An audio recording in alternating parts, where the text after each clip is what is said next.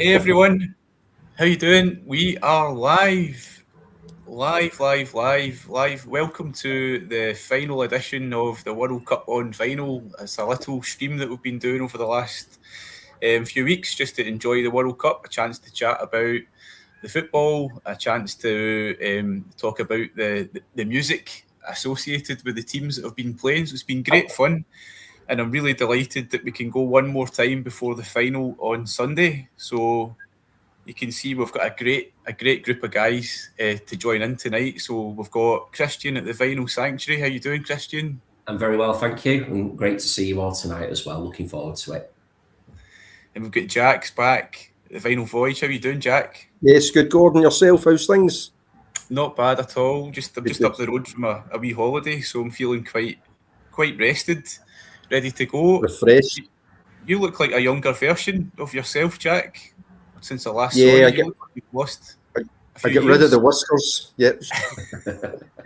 I thought I'd better smart myself up for the final, so I had a shave.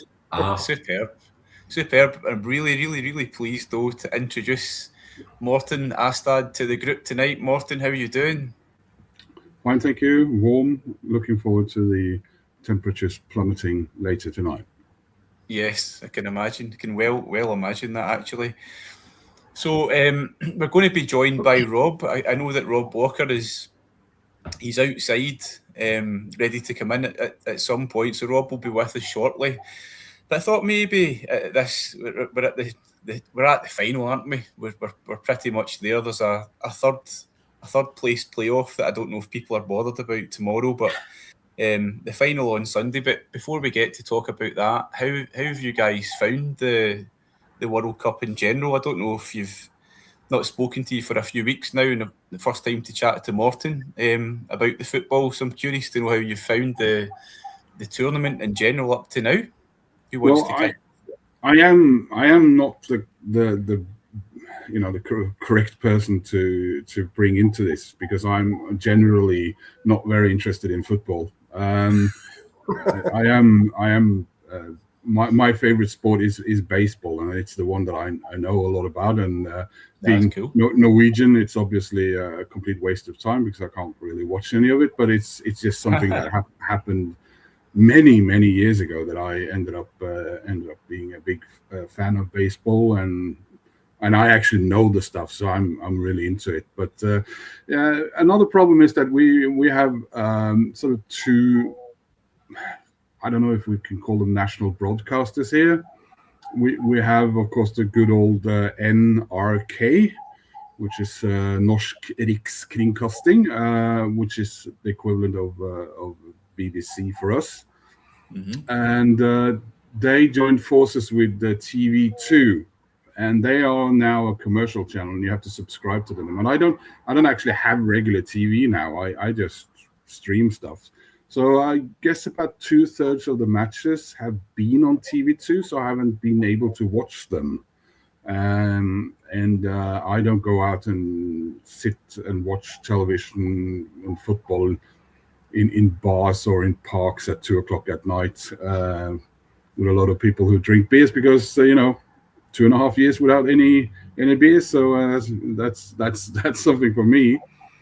So I watched some matches, but I tend to like seeing a couple of obscure countries, like, finally New Zealand is here, and I couldn't watch one single New Zealand match. I think it was one Australia match that was on NRK, and the rest were so the final is actually on NRK. Not sure about the bronze final though.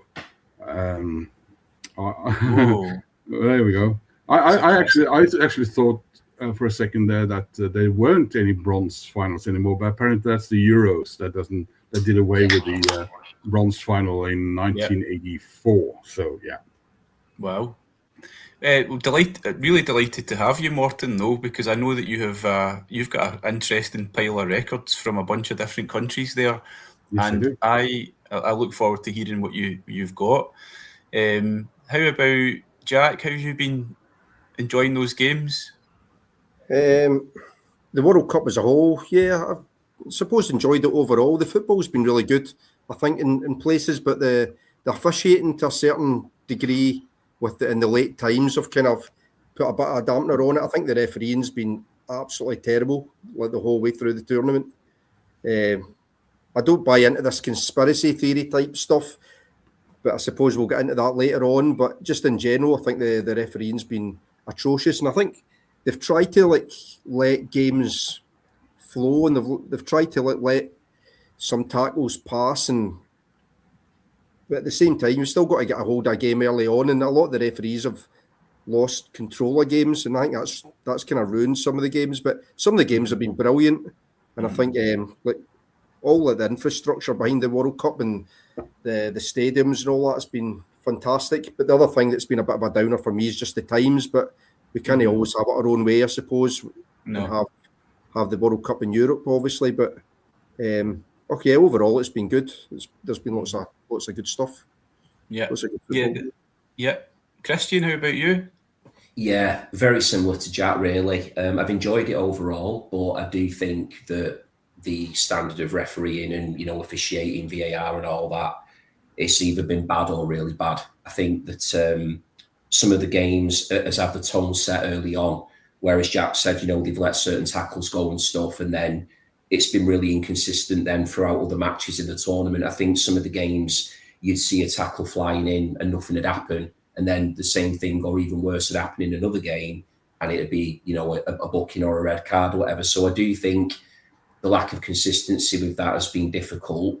But I also think that in terms of, the number of goals which has been scored, I think has been great. It's been a very free-flowing game, in terms of the race for the Golden Boot, for instance. I think it's been pretty exciting. You've been banging in goals from all over the shop. I think years ago it used to be like 5 or 6 goals would be enough to win you the Golden Boot, didn't it? And I understand that now there's more teams because it's the 48 and all that, but it's been nice to see the strikers actually banging some goals in. I think we've had some exciting games in that regard as well. So I think overall it's been good. Yeah. Yeah. I'm with you. Probably better than I thought it would be in terms of entertaining games. You definitely can't get away from the time thing. If you're going to have it in 3, it's one continent, but so far apart, isn't it? It's so vast. Yeah. I kind of felt like I'd barely seen Argentina play until last night, and I think they were one of the teams that played quite late, quite often. Yeah. But on the other hand, there's been loads of enjoyable games, and I think with the 48 teams, that's this kind of massively expanded version. I was expecting maybe you would see games that are a bit of a mismatch, but I don't think we've seen that. Really not at all. Cape Verde 0, Argentina 0, that kind of thing. Scotland, Brazil. Yeah, quite a narrow win for Brazil there, obviously. Haiti, Scotland, quite close. Yeah. There's talk, and I think Infantino wants to bring it to a 64 team. Can you imagine that? 64, really? Yeah. Wow. It's like a third of the teams in FIFA, I think, but they're looking to make it even bigger. But yeah, I have definitely enjoyed it. Rob, how about you? How are you feeling about the World Cup? Yeah, I mean, just to go over what Christian was saying there about all the goal scorers, and well, when you're playing these Mickey Mouse teams, even if I was playing in the World Cup, I think I'd have 6 or 7 goals by now. So it's a bit of a mockery. And I mean, I'm going back to 1974. That's my favourite World Cup. 1978, England weren't even in the World Cup, and it was 16 teams. Mm-hmm. I mean, I think the 16 countries come out of Yugoslavia, so I don't think we can do that anymore. But it is for me. There's too many teams, and there's too many games, and having it split over 3 countries is a mistake. And we're going to be doing that in the next World Cup, aren't we? Because it's going to be Morocco, Portugal, and Spain. Mm-hmm. So, and the Euros is going to be, is it Ireland, Scotland, Wales, and England. So we don't seem to be able to just have it in one country anymore. And I think that's a shame, because think part of the joy of the World Cup is when it is in one country. Think about Italia '90, and even when it was in Brazil. You know, when it was in Brazil, why didn't they have half of the games in Uruguay? You know, they won the first 2 World Cups, didn't they?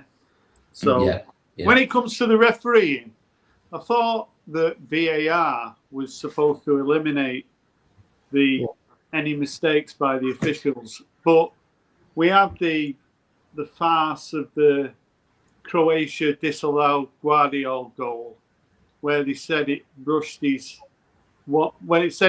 someone's hair and a sensor in the ball. Now, when VAR came in, it was supposed to be for clear and obvious mistakes. That one, it don't matter how many times you look at that, there is no deflection of the ball whatsoever. So that was the beginning of the end. And then we had the goal by England, which hit the cable, and there was no deviation whatsoever on the ball from the sensor. So it just doesn't add up. And I mean, I don't blame Donald Trump for getting involved, because that's what Donald Trump does. But the head of FIFA just should have said, on your bike. Yeah. As soon as you start overturning things like that, you're bringing the game into disrepute, aren't you? So. Yeah. But there's already a law against that. There's a law in the FIFA rulebook that prevents governments or politicians from getting involved. So even that in itself was ridiculous. And it's the same with the Argentina running around with the Malvinas. The flag. About that. Yeah. So nothing's going to get done about that. They might get a $20,000 fine. Not that I want them kicking out; they deserve to beat us. But it's funny when we were all asked about who we fancied. I don't remember anyone mentioning Spain. And No. After they dismantled France. Wow, it was impressive. You've What got a game! They are the favourites now, but who can deny the spirit of the Argentinians? I mean, it's more than once they've come back from seemingly the abyss. When they came back, there were 2 goals down against Egypt. Again, that was a farce.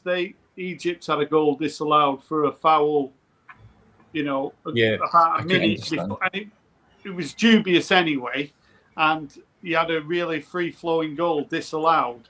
So they've had plenty of lives, haven't they, Argentina? Yeah. I was reading a thing about Argentina the other day, and it was talking about how almost in every game Argentina have kept that fast, high press for the last 35, 40 minutes.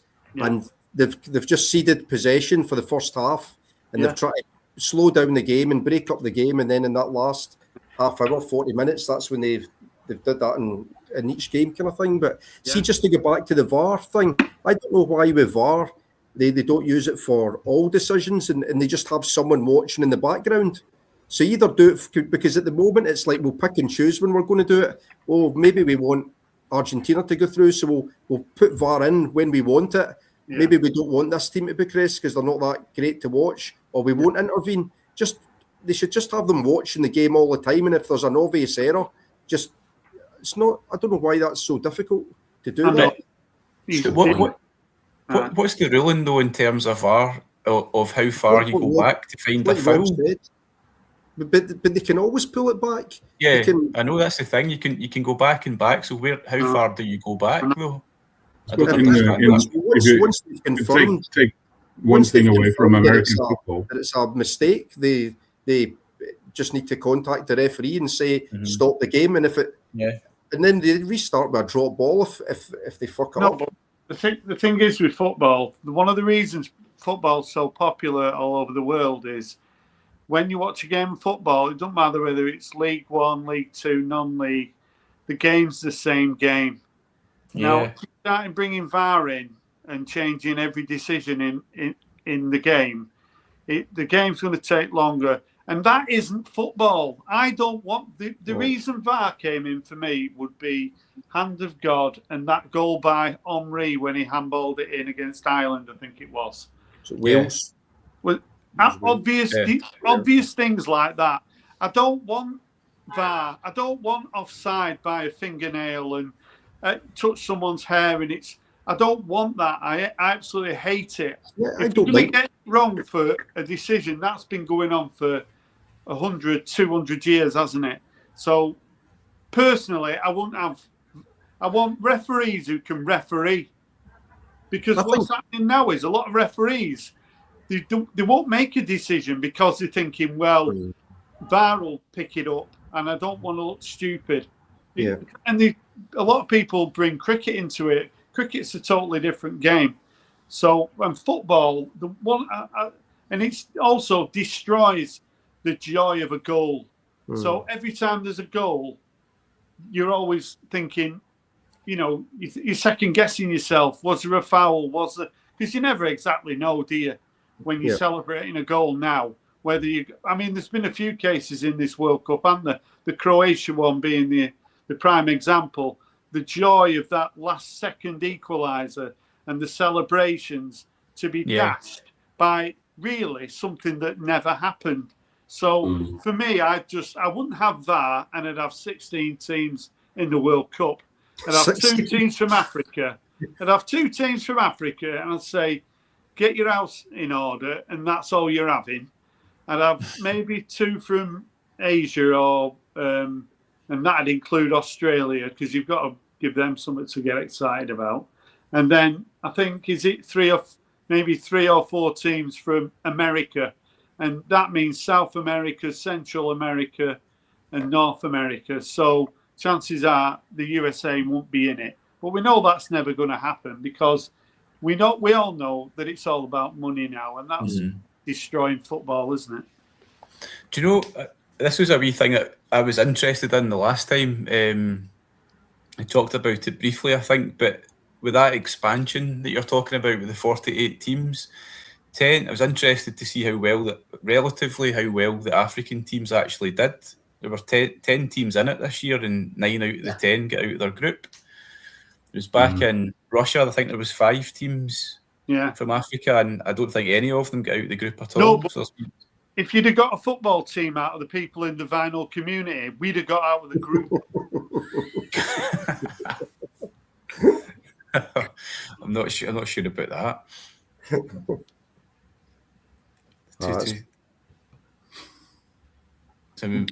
I got another one that's killed me with the refs. To keep going on about the refs, to see the holding in the box. Sometimes it's a foul. Yeah, they make up as they go along. Sometimes it's a foul. Sometimes you can have 2 arms round the striker. It's just a freaking lottery. Really inconsistent. That pushing people over. Haaland got Dundee for pushing Anderson over. I've seen loads of other games where there's been pushing and shoving, nothing happened. Yeah. And again, that was a disallowed goal, wasn't it, with the Norway game? So just very inconsistent, as you say, Jack. And I think that all you would expect for an event of that importance is just for it to be as solidly consistent as you can possibly get it, and just not overcomplicate decisions as well. But Rob said it as well before. I do think that referees second guessing their own decisions and stuff, that's not a good look. Just go for it on the pitch. If you've made a mistake because you're taking a split second to make a decision, that's when VAR is supposed to bail you out. But don't start second guessing your own judgment, because the whole point of you being there as a referee is to trust your instincts and understanding that you know the game. So why not just make a decision and just follow your own heart? And as Jack said earlier, follow the rhythm and tempo of the game as well. Know when to let things go and know when to bring things back. Yeah. VAR should be like a safety net. That's it. If it's a horrendous decision, then they can say, well, we've checked it. It's quite clearly not a penalty or whatever. Then they step in. But that's it. If it's a monumental cock-up, then fair enough. VAR should come in. But at the moment, it's being used, I think, for decisions. And I mean, look, I'm no referee, but I mean, I've played the game and that. But I just think that just don't be second guessing every single thing that you do, because it does take the joy out of the game, and it makes it very stilted, and you just can't get any flow, can you, at all? That first half, the England Argentina first half was dreadful to watch. Oh, yeah, scrap it. very, very scrappy, and it was quite, as you'd expect, it was quite mean spirited, quite ill tempered, as you'd expect. But it wasn't a good watch, was it? Let's be honest. I mean, and France and Spain, I think the first half of that wasn't as watchable as the second half. I do think that game opened up a bit. And you expect them to be cagey because it's the semi-final and all that. But yeah, that England first half Argentina game was a tough watch, wasn't it? It was, but maybe partly that's the referee though as well, as you're saying. Yeah. There was a load of pretty brutal bits and pieces going on, wasn't there, that you maybe think you could have made a bit of a stamp your authority on. Yeah, definitely. Yeah, can we talk about the semis then? 'Cause I'm curious to know what you're thinking. Put this guy up. This guy's a talking point at the moment all over the place. Rob, what's your take on this chap? Well, I'd sack him. So that'd be. Well, we spoke about Thomas Tuchel beforehand. The squad was his undoing, I think, in the end as well, because to me, Trent should have been there. This isn't hindsight. This is what we were saying. Most people in the media before the tournament were saying, well, it's quite a brave squad selection, but, you know, you live and die by your squad selection. And to me, I'm a big fan of Adam Wharton from Crystal Palace. And he's someone who gets the ball. The first thing he wants to do is he wants to pass it forward. He very rarely gives possession away. I know he's had some injuries, but to me, he's our best midfield player. I know Man City have just paid well over £100 million for Anderson. I'm not saying he's a bad player, but him and Rice, I don't think there's anything. I don't see Real Madrid going in to buy them or Barcelona. So I think our players are overhyped, overrated, and I think the manager made. First of all, the players. It seemed like the worst thing that we could do in that game was score, because to me it was going as I expected. As you mentioned, first half was scrappy. Both teams it were like a boxing match, weren't it? Just, you know, dancing around the ring. And then they were frightened of our pace. We got a good goal, but then from then on we seemed to sit back. There's a statistic out, isn't there, that we had 12% possession after we scored or something like that. Yeah. And I think there was a period of 19 minutes in that game where England only made one pass to each other, and that was Pickford passing it to John Stones. And you've got Bellingham, you've got Rice, you've got Anderson, these highly rated players. None of them pass to each other in that. So whether it's just, we talk about mentality. There was an interview, weren't there, where it got a bit frosty and we're talking about mentality. But there's something in the English psyche that we take the lead, because we've done it against Croatia, we did it against France, we've done it in multiple games, and we take the lead and we just seem to retreat. And that's what Argentina wanted. They wanted us to retreat. And then really for 25 minutes, it was like the Alamo. And we managed to do it against Mexico because we were down to 10 men, altitude, bring Dan Burn on. But when you're playing against Argentina and you've got Messi and a couple of other of their players knocking balls into the box, they're not just knocking aimless 30-yard balls into the box. They're whipping dangerous balls in. And, I'm watching it and I'm just thinking they're going to score. They're going to score. Everyone was saying it. You don't know whether you're just trying to you're just trying to reverse psychology. But when the first one went in, you think... So I've seen it before when we played France. I remember similar thing happening. They equalised and then we conceded again. And there was only one team. They had all the momentum. And I do blame the manager, but I also blame the players, because I think the players aren't good enough. People don't say it, but they're not good. We're not... How many of our players would Spain want? People are saying, oh, well, they want Bellingham, they want Kane, and they want... you know. But really, would they? Really?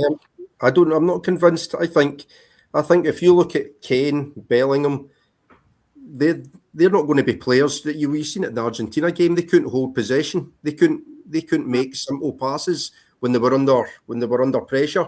Whereas that's the big thing with Rodri, isn't it? You put Rodri under as much pressure as you want, he's still going to hold the ball. He's still going to get his team up the field. And who was it?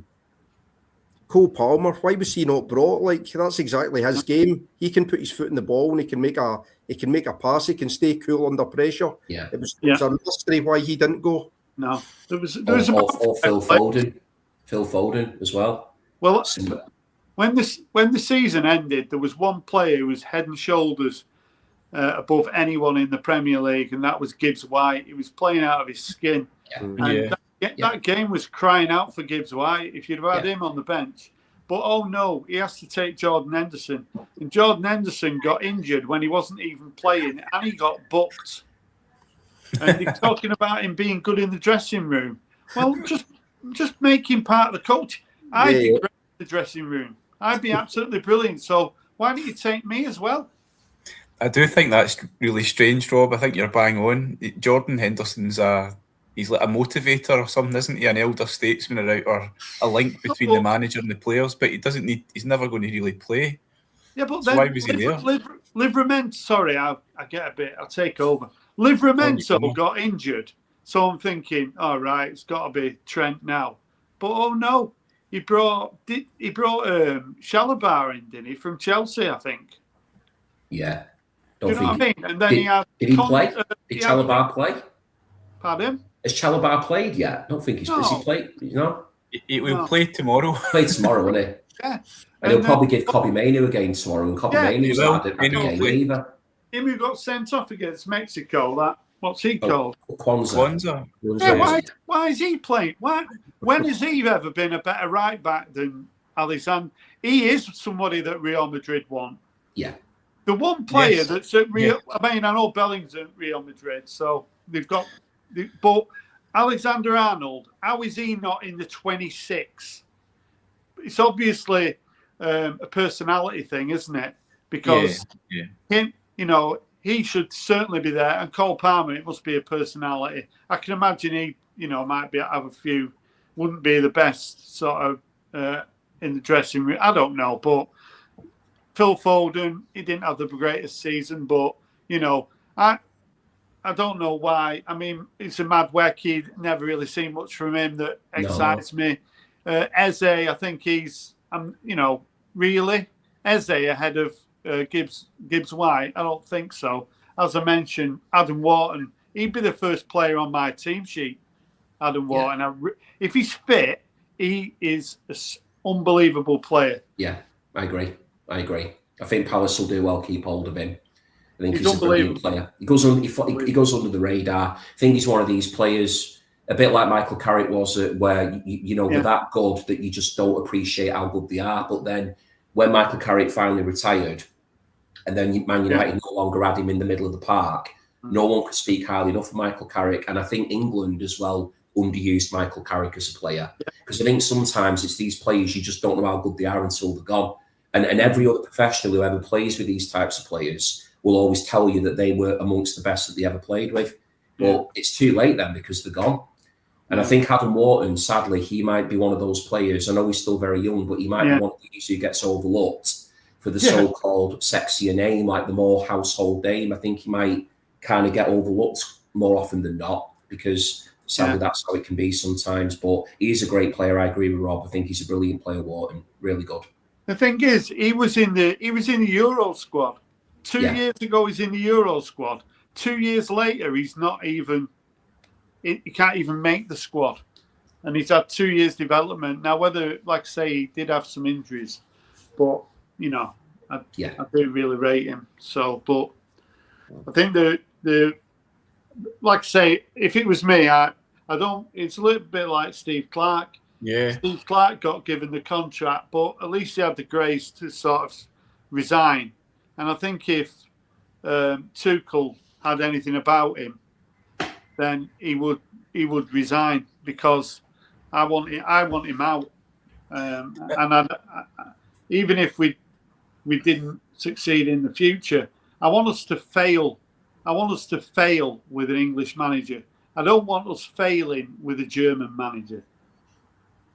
I think watching that is I'm going to say inverted commas, neutral. Just watching the game, I couldn't really believe what they were doing after they'd taken the lead, and all that kind of talk of Tuchel being brought in to do stuff that Southgate just didn't know what to do. I couldn't see it happening at all. But then after it, he's got a monster ego, doesn't he, Thomas Tuchel? He doesn't look like he reflects that he could have done something differently, but clearly he had to do something differently, and everyone sees that in real time. During the game, that this was going really badly wrong for England after they were actually winning the game.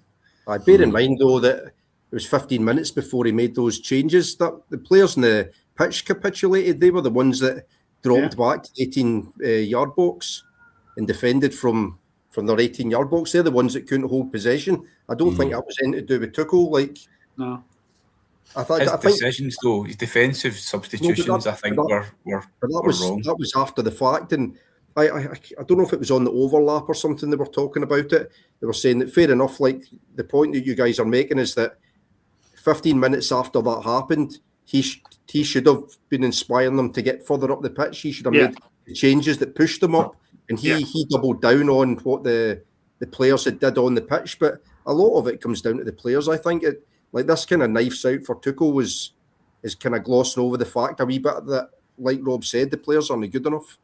They weren't players on the pitch who could hold the ball. Like that Spain second half, the other semi-final was phenomenal. Yeah, that's the way you do it, isn't it?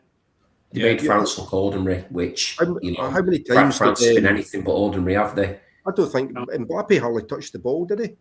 I don't think so.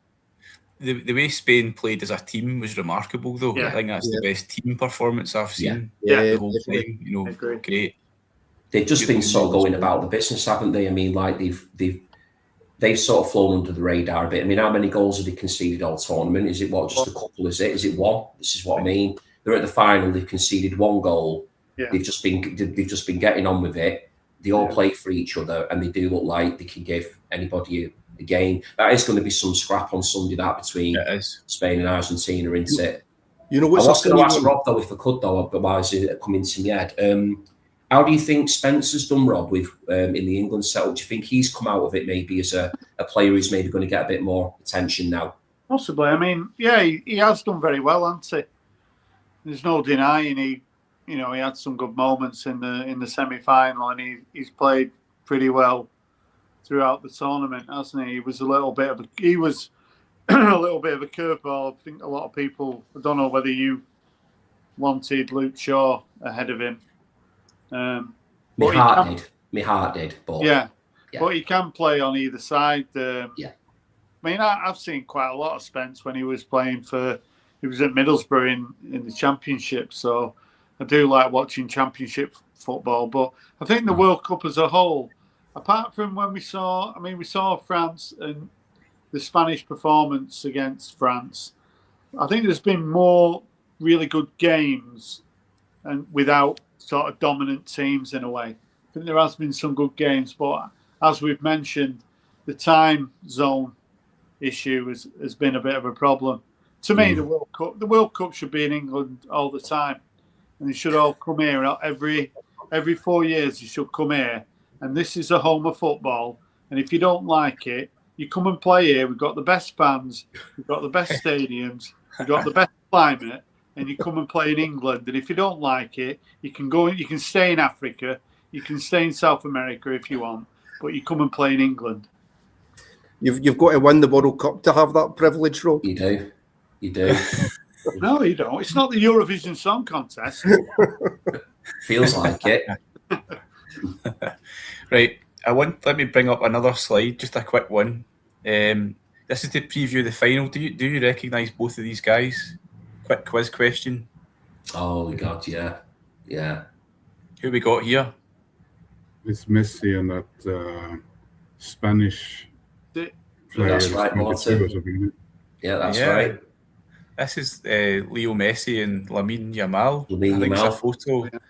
It's a photograph taken in the Barcelona dressing room that must have been 19 years ago, something like that, 18 years ago. He's only 19, isn't he, Yamal? Yeah. So what we thinking? What we thinking for the final? It's a great kind of clash of styles, isn't it? Yeah. We're taking that photo with a camera from 1936 or what? Kodachrome. I'm really looking forward to the final now, just to see how these teams match up. But what's your thoughts? Who wants to kick off there?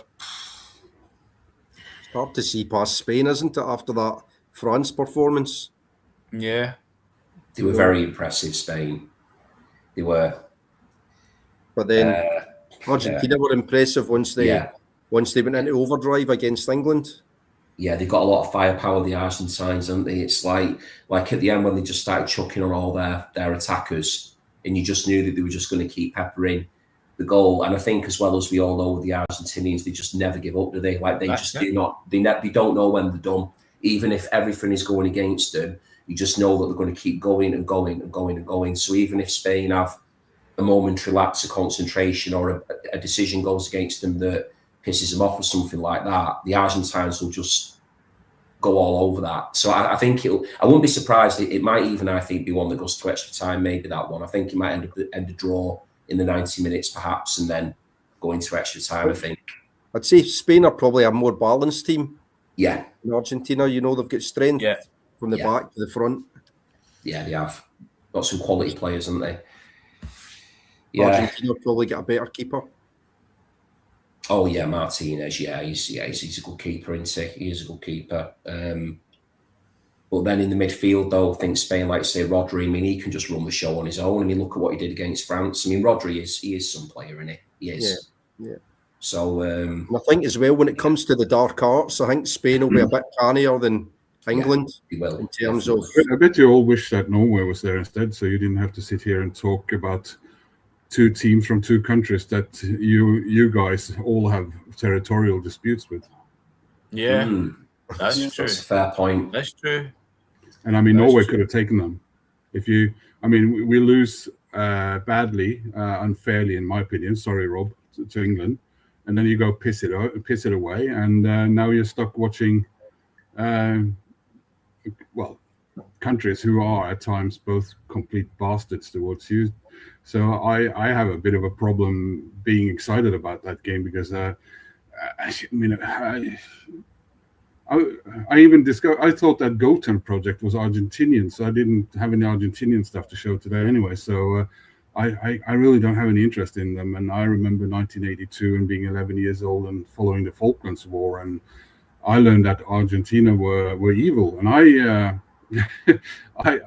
can't really get around to that because I know the bloke who's their president now is basically living on pocket money from Donald Trump. So I don't know. I can't. And we beat Spain not that long ago up here. So So. And I have to talk to you guys who are Scottish, who are the reason Denmark wasn't in the World Cup either. So there you go. It's a bit frustrating. That's why I wore the Denmark strip today, because I thought right. I would tease Jack a little bit about that. And you're going to be showing some Danish music later, Martin, as well. I can't do that because they didn't qualify. Well, fair enough. Well, no, you're right. We do have to play by the rules of who's in. Scottish people do enjoy talking about that Denmark game, Morten. Yeah. But thank you. Our cousins over in Shetland and Orkney, who should rightfully still be part of our country if it hadn't been for the fucking Danes pawning off the islands to pay for a wedding that wasn't held, by the way. They were all of a sudden, we're 60% Norwegians on our DNA. Go Norway. A lot of good that did. Brilliant.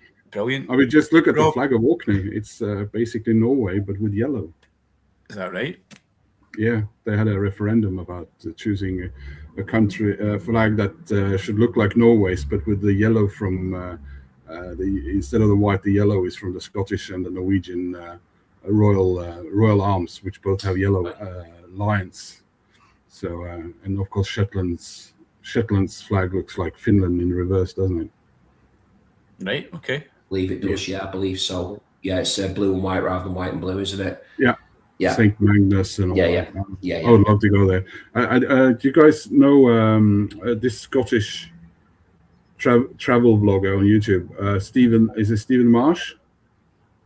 You should all check him out. He's a guy in his 30s. He's moved from Edinburgh up to Montrose with his lovely Polish girlfriend. He travels all around the world and trains around Scotland all the time. And up to, he takes the ferry from Aberdeen up to Lerwick and Shetland, Orkney, and they travelled from England via the Panama Canal all the way to Australia this winter with QE2. Is that the one? Yeah. So check him out. He's amazing. You say his name's Stephen Marsh. Walton Stephen Marsh. Yeah. Yeah, that's his name, isn't it? Yeah, he lives in Montrose now. So he went from Montrose up to one of the northernmost towns in Norway because there's a statue of the Norwegian Navy's Saint Bernard dog in Montrose, and he's looking over the ocean to the place in Norway where there's an identical statue.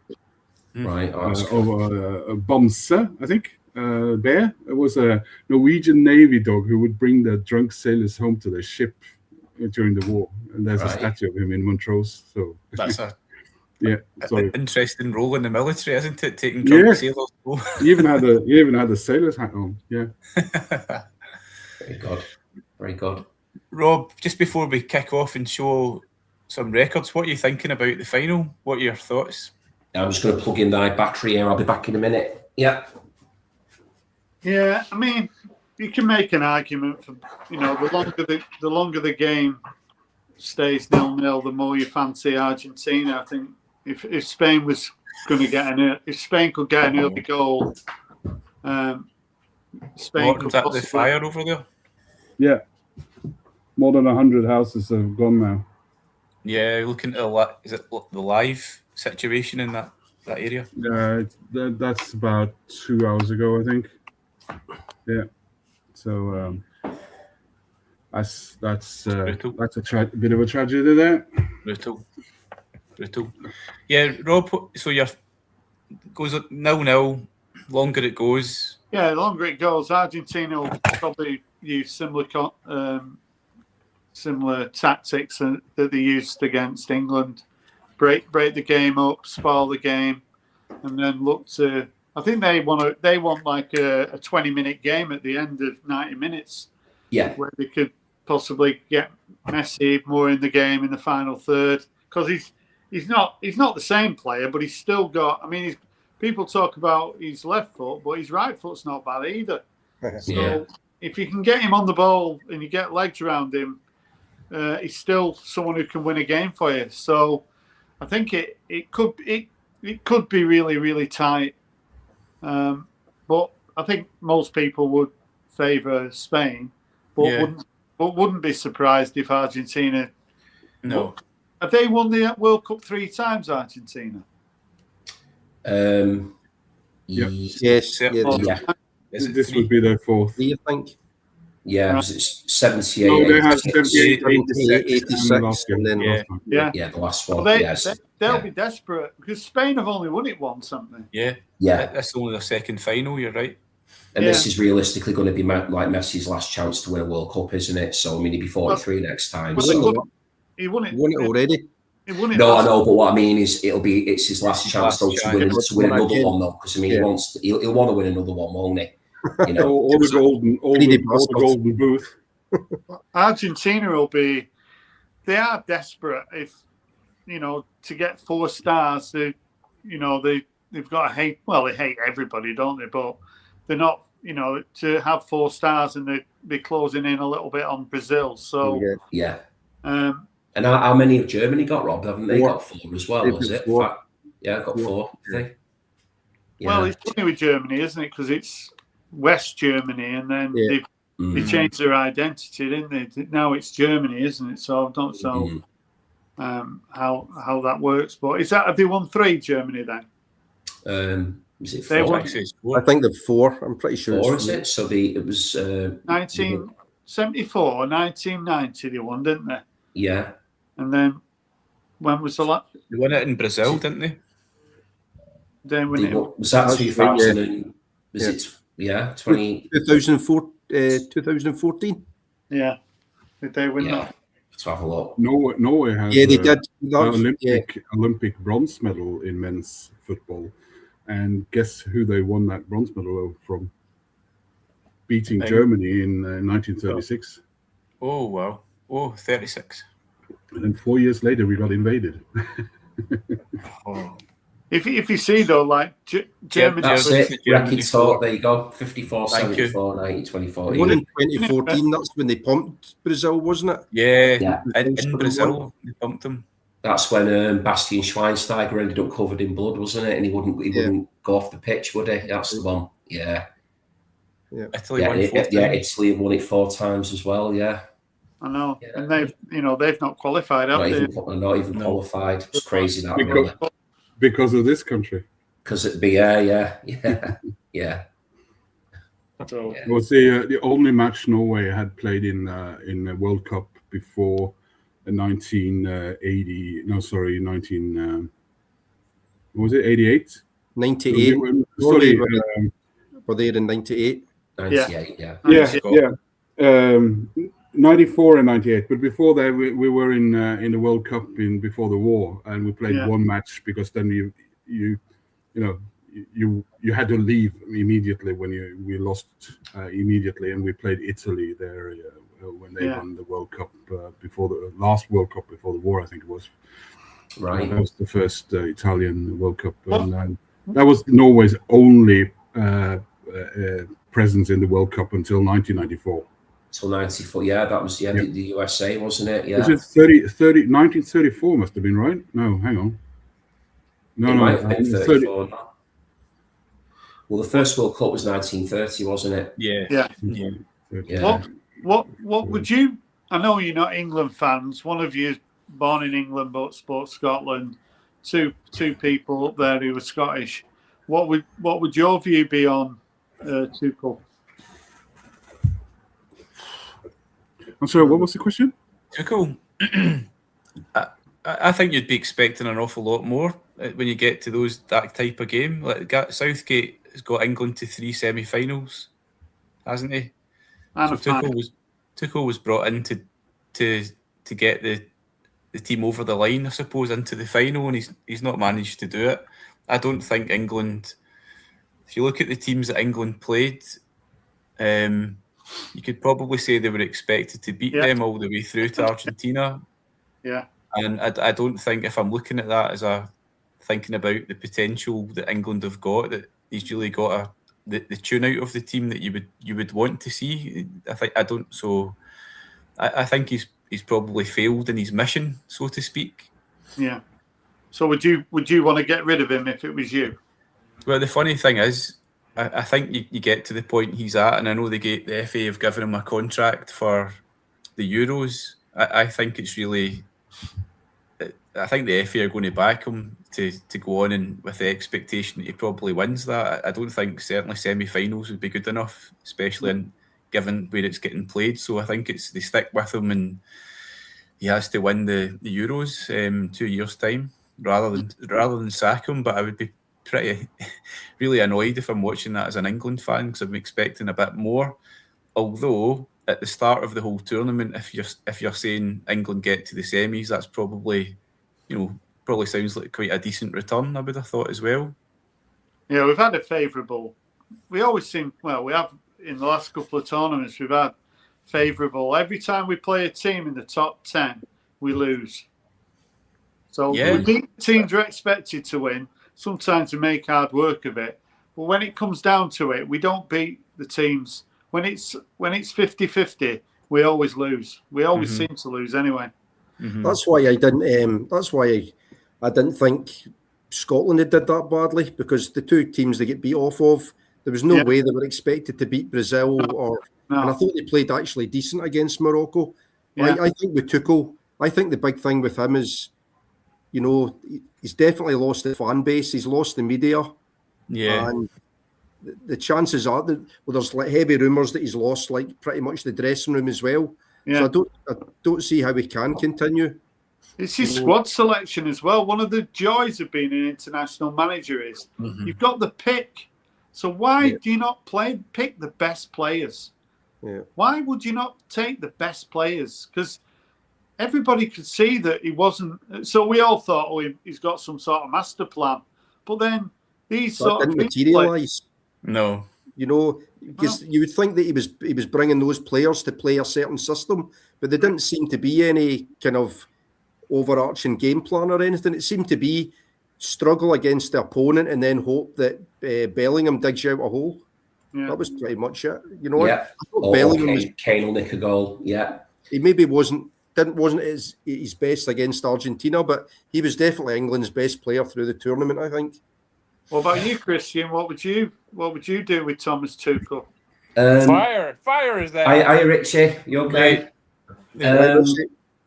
I think very similar to what Jack said there. I think the problem you've potentially got with Thomas Tuchel now is that he's lost the nation in terms of the media, the players themselves. I think the tactics will be poured over now probably for the next 20 years or whatever, because I think so many people thought that this was going to be like the generation of England players that would finally get over the line. You've got people talking about it being Harry Kane's last World Cup potentially, and that he had this great crop of players. And I think what was he paid like £5 million to come in and do the job that Southgate couldn't do. He's only basically gone on to do what Southgate got vilified for doing, and he's a defensively minded coach.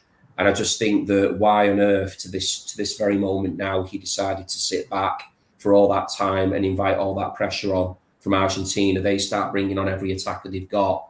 I just cannot fathom that. I think they should have just carried on trying to win the game. Fair enough, if you were 2-0 up, you'd sit back, but they were only 1-0 up. And I think against a team like Argentina, you just can't take that risk, and they got punished, didn't they?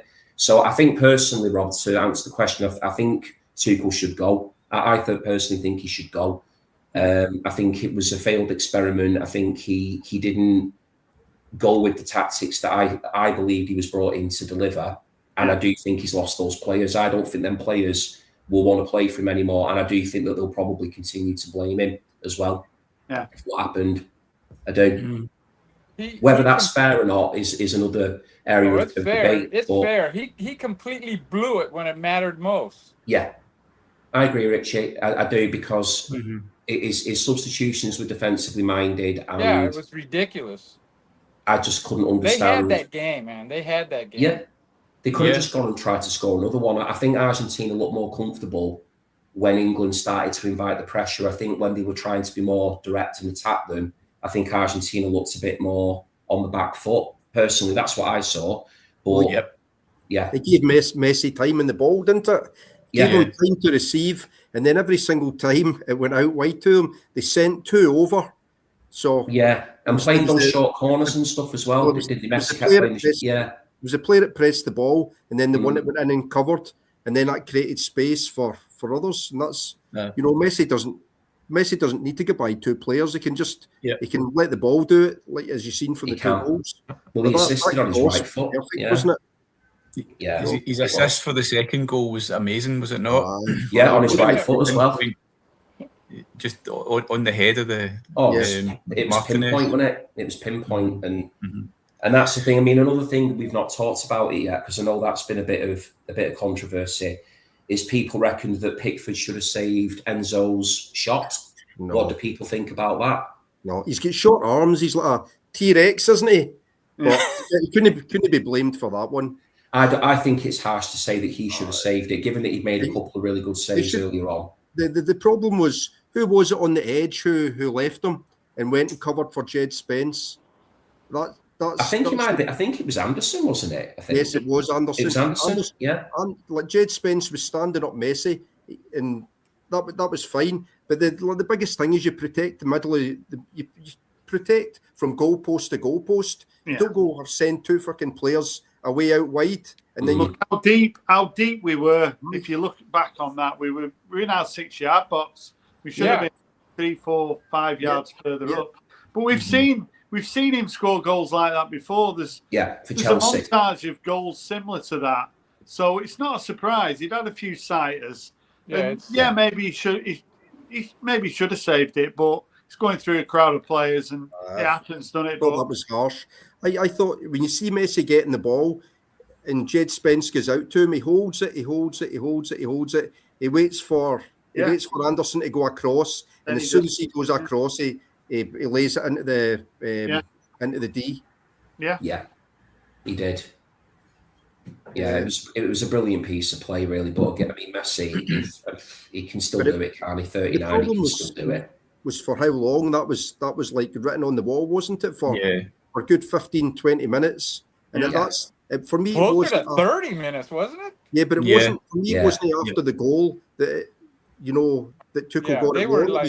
It was in the 10, 15 minutes that they had to make the decision to get his team up the pitch. And for me, like Kane should have been, like senior players should have been stamping their authority on that as well. It's not just down to Tuchel on the pitch. Senior players should have been saying we're sitting too deep. Get up. We've lost control of this game. Football at any level, people are screaming at if you played at any level. On a Sunday, you've got captains and leaders on the pitch, and you're always bollocking each other. So you want to see that, but you don't see modern day players, certainly in England, bollocking each other like you used to. Not really, no. You don't see that much now, do you? One's like Stones should have had them up. Sitting in at centre half. Yeah, maybe you should. And he had all those young players around him. Yeah. It was. Yeah. It was. He was an interesting pick for me, actually, for the England squad. Stones. I actually thought he played decent. I thought he did all right. No, he did. He did have a good cup in the end, I thought, but I did think he was an interesting pick only because he barely played for City all season, did he? He didn't really play often, did he? He's not even got a club now, is he? He's a free agent, isn't he? And you'd probably say that's probably where England are weakest, doesn't it? At centre half. Yeah, I think so. Because, I mean, for me personally, Man United fan, I'd have took Harry Maguire. But 100%. Yeah. But Harry Maguire couldn't even get into the squad. And I do think, you get his slab head on quite a lot of those crosses that were coming in, wouldn't you? I think England might have had a lot of joy if Harry Maguire had been in there. But it's ifs and buts, isn't it? Yeah. But I mean, I am a United fan, so people would probably just say, well, you're being biased about it. But I do think Harry Maguire played well enough last season to have been in that squad. He's never really let England down, has he, Harry Maguire? Never let England down, no. Even when he was at his worst, he was still doing well for England. He was, He was. Yeah. He's a very good player for England, Harry Maguire, and he is a leader as well, and he's got experience. So maybe he could have benefited from him. He would have probably dragged us up the pitch a little bit, wouldn't he? I think so. And he's a leader as well, isn't he? Yeah. He gets his voice out. Yeah. Oh, definitely, he's a leader. Definitely, yeah. Well, if he'd have come off the bench instead of Byrne or Konza, you'd have been a bit more. He's going to organise us, wouldn't you? You've had a bit of that, but again, go back. And he's to brave. He's brave. The coach let us down. He's not. It's Emperor's new clothes, but the players. You want to see more from the players. Mm-hmm. They were like rabbits in the headlights. As soon as we took the lead, we just seemed to retreat. And as I mentioned before, that's been a common thing for well over 10 years. That's been going on. It doesn't make any sense. No, I don't know why Saka didn't get more of a run out as well, because probably Argentina's weakest area of the pitch with our fullbacks. Yeah. And England had good joy down the wings.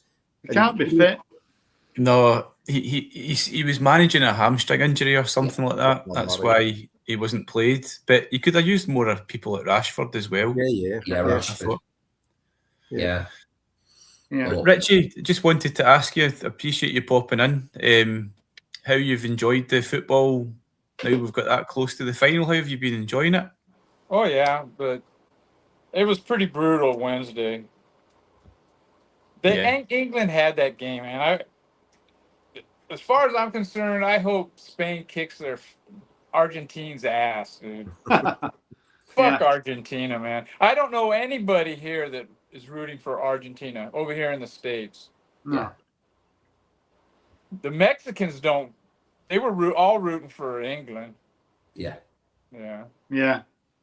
I think Trump will be supporting Argentina because he doesn't like Spain, does he? No, he doesn't. Oh, Doesn't like I don't Spain, think he no. likes the leadership. I don't know about the Spanish people. Did they not say they were stupid people? Something like that. Yeah. Yeah. Quite funny, actually. Well, he calls everybody stupid, you know. if Yeah, you don't- yeah. yeah. TV show, isn't it? That's a compliment coming from him, maybe. Yeah, yeah. It's like when people call you a wanker. That's a compliment as well. Yeah. In my book, it is. Excuse me. Well, there's good wankers and there's bad wankers, you know. Yeah, yeah. Okay. Oh well, I just Shall- wanted to let you guys know that, as far as I'm concerned, fuck Argentina, man. I'm out of here. Brilliant. On that note, I'll maybe go to Morton, because I know Morton's been really patiently listening into all this football Yeah. chat, and he's a big baseball fan rather than a football fan as well. I'm really chuffed that Morton's still here with us and he's here at all. So, Morton, do you want to kick off showing some of those fine records you've got in your collection? Yeah, I'll have to do the big no in the vinyl community and start off with a CD. Oh, cool. That's okay by me. Terribly sorry. No. Yeah, so kom ons reis af naar Zuid-Afrika. South Africa. With the wonderful Fuck Off Police Car. Whoa. And that is a band from what's it called? It's outside, or is it a part of Cape Town? I can't remember now. They are from Belleville in Cape Town. Okay. So of course, fuck off police car means fuck off police car, and it's a Zuid-Afrikaanse band who sings in Afrikaans, and they are alternative hard rock.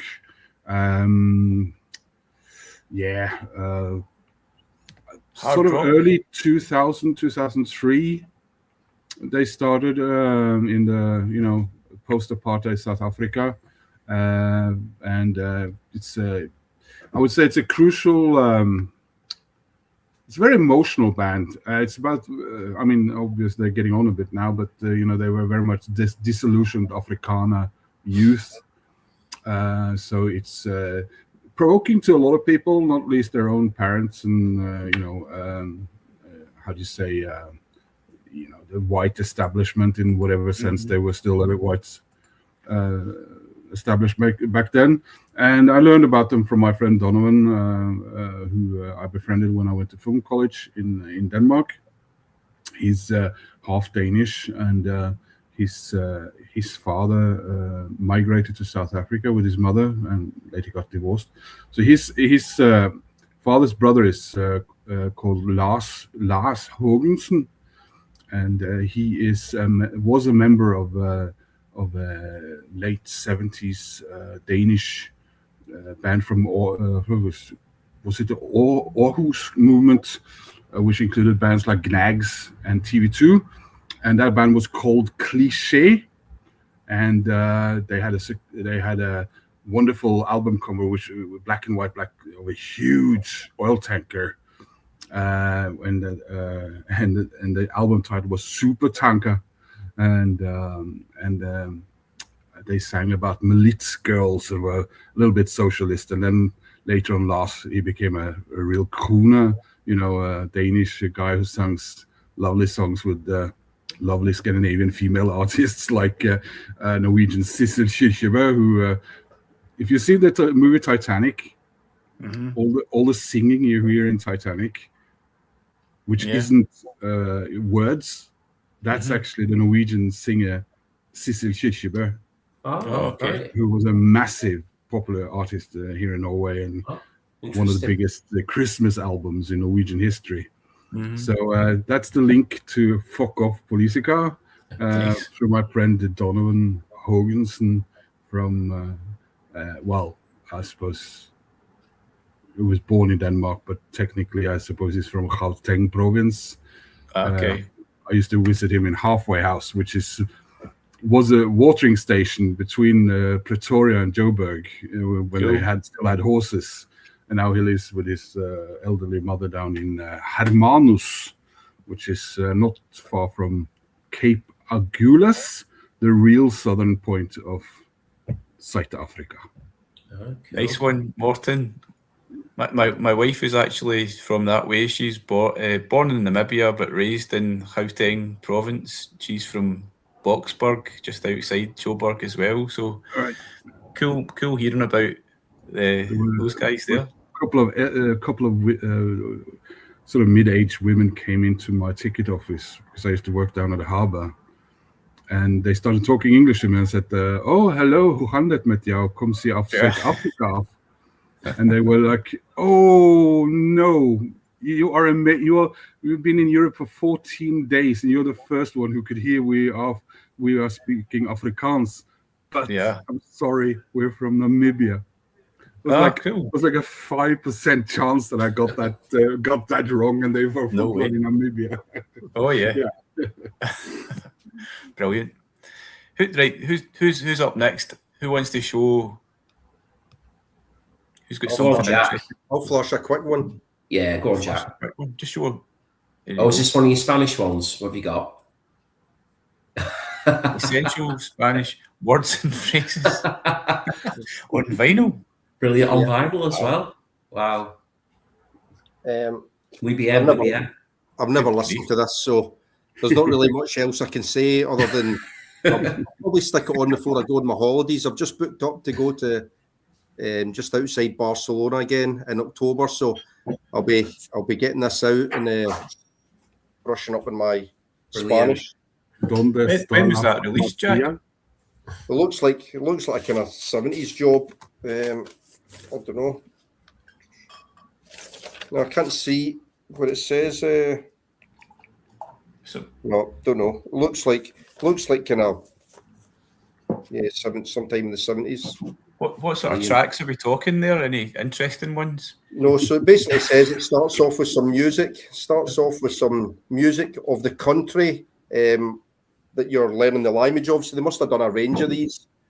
But then it says that basically they say a word or a phrase, and it's time space so that you have plenty of time to speak before going on to the next one.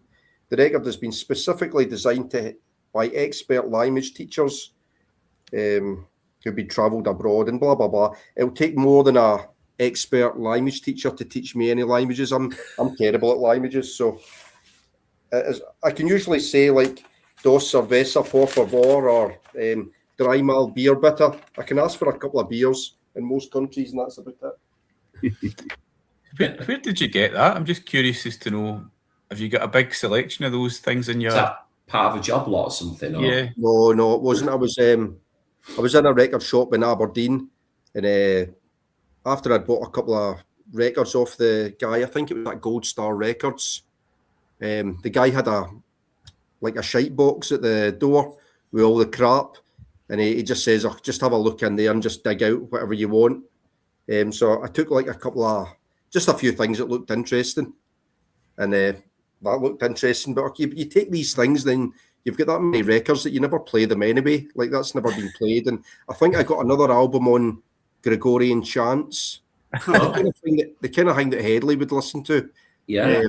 I got Gregorian chants, and I got some kind of classical compilation, but I've never listened to any of them.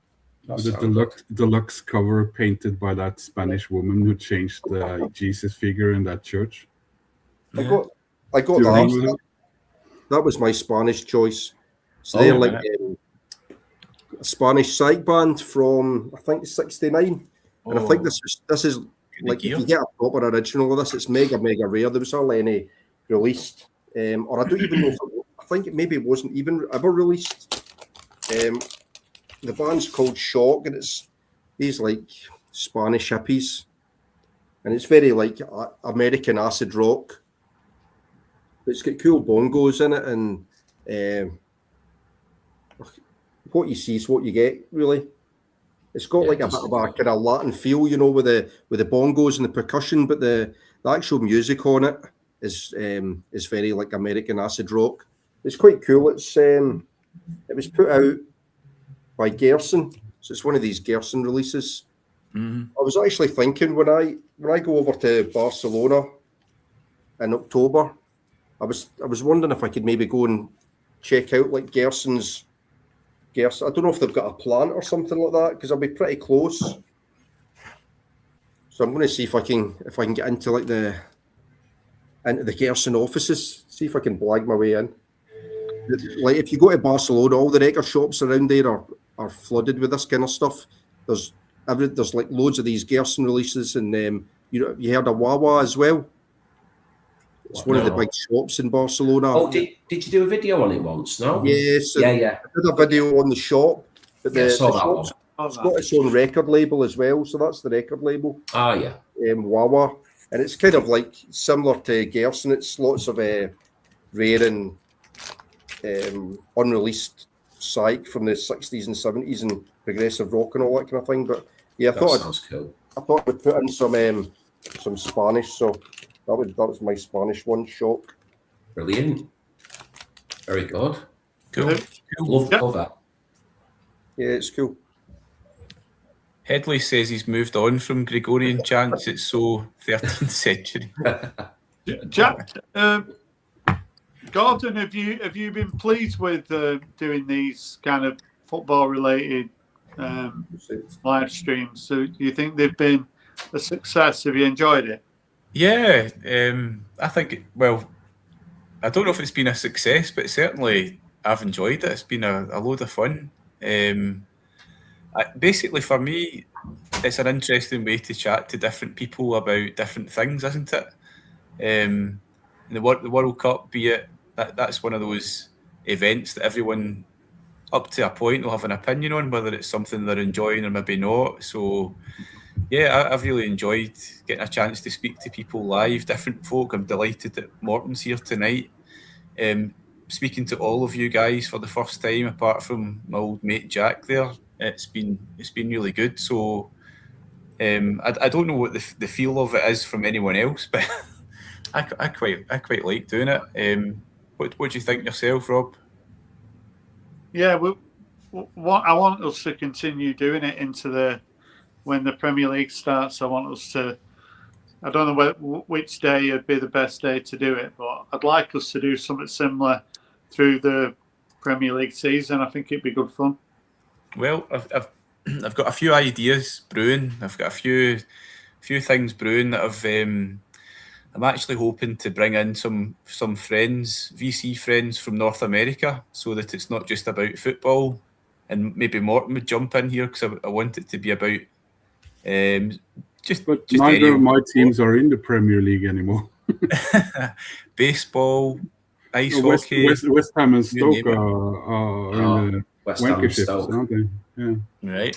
Oh yeah. So I'm hoping we'll do something else in a couple of weeks. But Fitz Electric Bar, Fitz from Canada, will be part of that, and then hopefully a couple of weeks later, Harris and Gav will join to talk about football. But I think beyond that, Steve Carlson hopefully come in and talk about college football, which is very different. Right. So yeah, we'll definitely keep something going. So I think that would be cool. Cornhuskers? Nebraska? So Steve? who wants to show? College football is massive, isn't it? In the States, I don't know too much about it. It's just absolutely huge. I think Some places it's still bigger than NFL. and I think Especially in the southern states. You got your Florida college teams. They are. I don't think Jacksonville Jaguars, for example, can compete with the nearest college giant down there. So it's still. I think it's still some of the college teams are really massive. But of course, they also play outside the NFL's season, so they get best of both worlds. Yeah, I think Steve. Is he not from sort of Colorado way? I think he's out He in lives. Colorado. He lives in. Well, not Denver. I think he lives in Aurora or something like that, or he moved recently. But he's from Denver. He lives in Denver. But he, when we got to know him, Jack, wasn't he in Michigan? I think so, yeah. Yeah, and then, but I think he's originally from. From He goes Nevada. on about Nebraska, I think, for Nebraska, the that's it, college yeah. football. Yeah, Yeah. and then he goes record shopping in Puerto Rico. Wow. I've got So, a yeah. record. I've got a record with a camel on it. If you want to see that. And he's a Is it brother. by camel? Careful now. On you go, Rob. Which country does it represent? Well, one of those North African. They're all the same, aren't they? So What? that's what about that one. Oh, wow. So Cool. that's a normal pose for someone walking around Sheffield. So it's Reverend and the Makers. So if this is maybe the 6th album from 2023, I really love this record. It's got a really good groove on it. It's also got a camel on the inner as well. It's a bit random, isn't it? So is that what you do when you're done making cutlery? There's a letter to my 21-year-old self is a track on it. Heatwave in the Cold North. This is a record that really sort of went under the radar. Nobody showed it. Nobody talked about it. Nobody bought it. But I absolutely love it. I really like this particular album. Reverend and the Makers, though, they're one of those bands who, if there's a festival, they play it. You know, they're one of those bands who a lot of people, if you go to festivals, you'll have seen Reverend and the Makers. They had the initial hit they had with a heavyweight champion of the world. Ah, yeah. That was a cool song. Such a good wasn't it? song. And I never really concentrated on them that much at all. And then when this record came out, for some reason I started to stream it and I absolutely loved it. Absolutely loved it. And I'm a big fan of Elbow, but since Little Fictions, I've been so disappointed with Elbow's albums. And if you're on the VC and you're saying, oh yeah, Elbow are a great band, and then people think, oh, I'll buy an Elbow album and I'll get one of the new ones. They're not a patch on the first 5 Elbow albums are amazing. But Reverend and the Makers, get back to them. They're a band that, as I mentioned, they've never really got that much critical acclaim, but this is a really good record. They've really recently released a new record. I think Robbie Williams is on one of the tracks, and her who's in that, I can't remember her name, that actress who's pretty fit, but in that police drama, I can't remember her name. But I've not even listened to that album because Robbie Williams is on it. I just think I can't be arsed with it. But this is a really good record, and it's my favourite album with a camel on the front. It's a big call. It is, yeah. And a very appropriate album title given the heat wave that is currently in the Cold North. Heatwave. You're definitely on trend with the title of that one, aren't you? Heatwave in the Cold North. Absolutely. It's not Cold North at the moment, is it? No. Friggin' boiling. Yeah. Yeah. Sounds good, that one, Rob. That represents Tunisia, Rob. Is that right? Say again. Tunisia? Morocco? Morocco, Tunisia, Algeria. Algeria is the largest country in Africa, isn't it? No. Is that right? It's Albania. Sudan, after Sudan. It's Sudan, isn't it? It's I think. South. No, it it's not? not. After Sudan split with South Sudan. It's not Algeria Sudan. became. No, It's I said It's after. Algeria. Yeah, I said after South Sudan broke away from rest of Sudan. Algeria. Yeah, I think became at the one biggest. point it was the biggest, wasn't it? At one point. Yeah. Yeah. Right. Yeah. Very good. I saw a little comment there. I don't know if you saw it from. There it is. It's from Steve. Please send links so the old man can give you some comments. Now, do you know what old man he's talking about? Yeah, wait, a few comments before he said that he was in a bar with old man Dave Atkinson. Oh, David Atkinson. If Right. you invite a Swede, I'm leaving. Could you imagine you've gone over to America and you're going to experience that with all them people, and you sat fucking watching this? Wants to talk about the World Cup. It's unmissable content, though, isn't it? It is. Yeah, but he can't help but see what I'm talking about. That's what it is. Yeah. I've put the link up. The curiosity is killing him from I know. halfway across the world. I know, That's what Walker it's talking really about. sad, isn't it? That I'm not Do going you to think that comment means further. the meetup's not going that well if he's wanting I to know. tune in over here? There's only about 11. Maybe they're all going to huddle around and all watch it together like a big group watch along, though. There's 11 people watching it, and 9 of them are in fucking America now in the same bar. It might be in Mike's house. They're not in Mike's house. Yeah, I feel sorry for Mike, me having to put up with them. Fucking hell. So who wants to show? Oh, wait a minute. It says wait.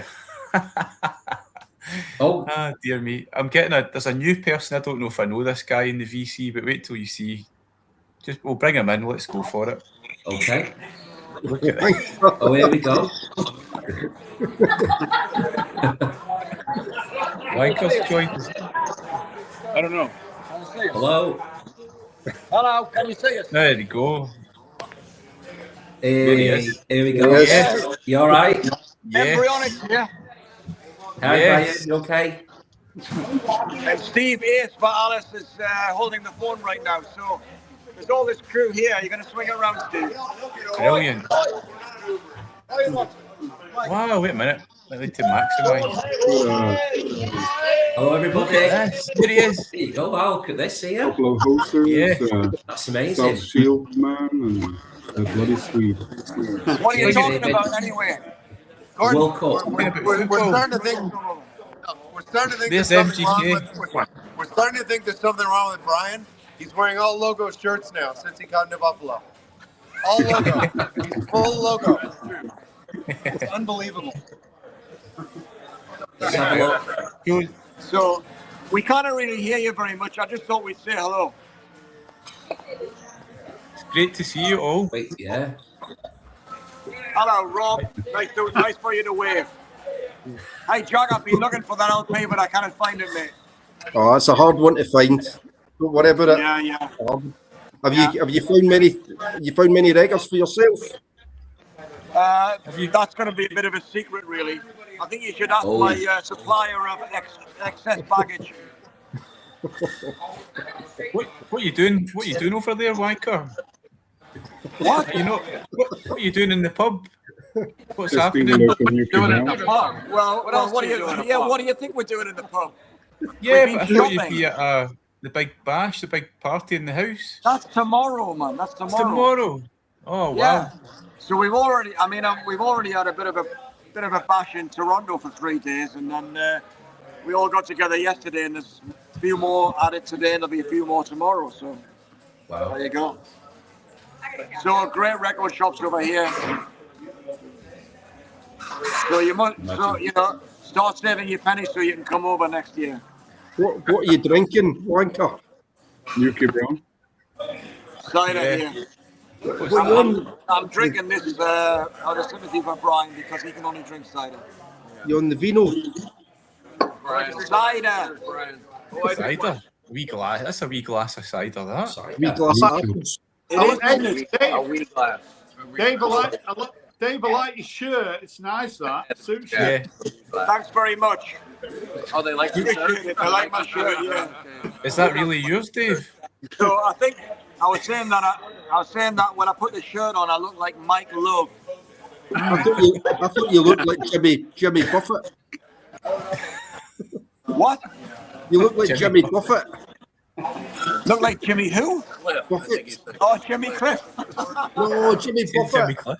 Well, there was a bit of blasting yesterday, but I wasn't involved.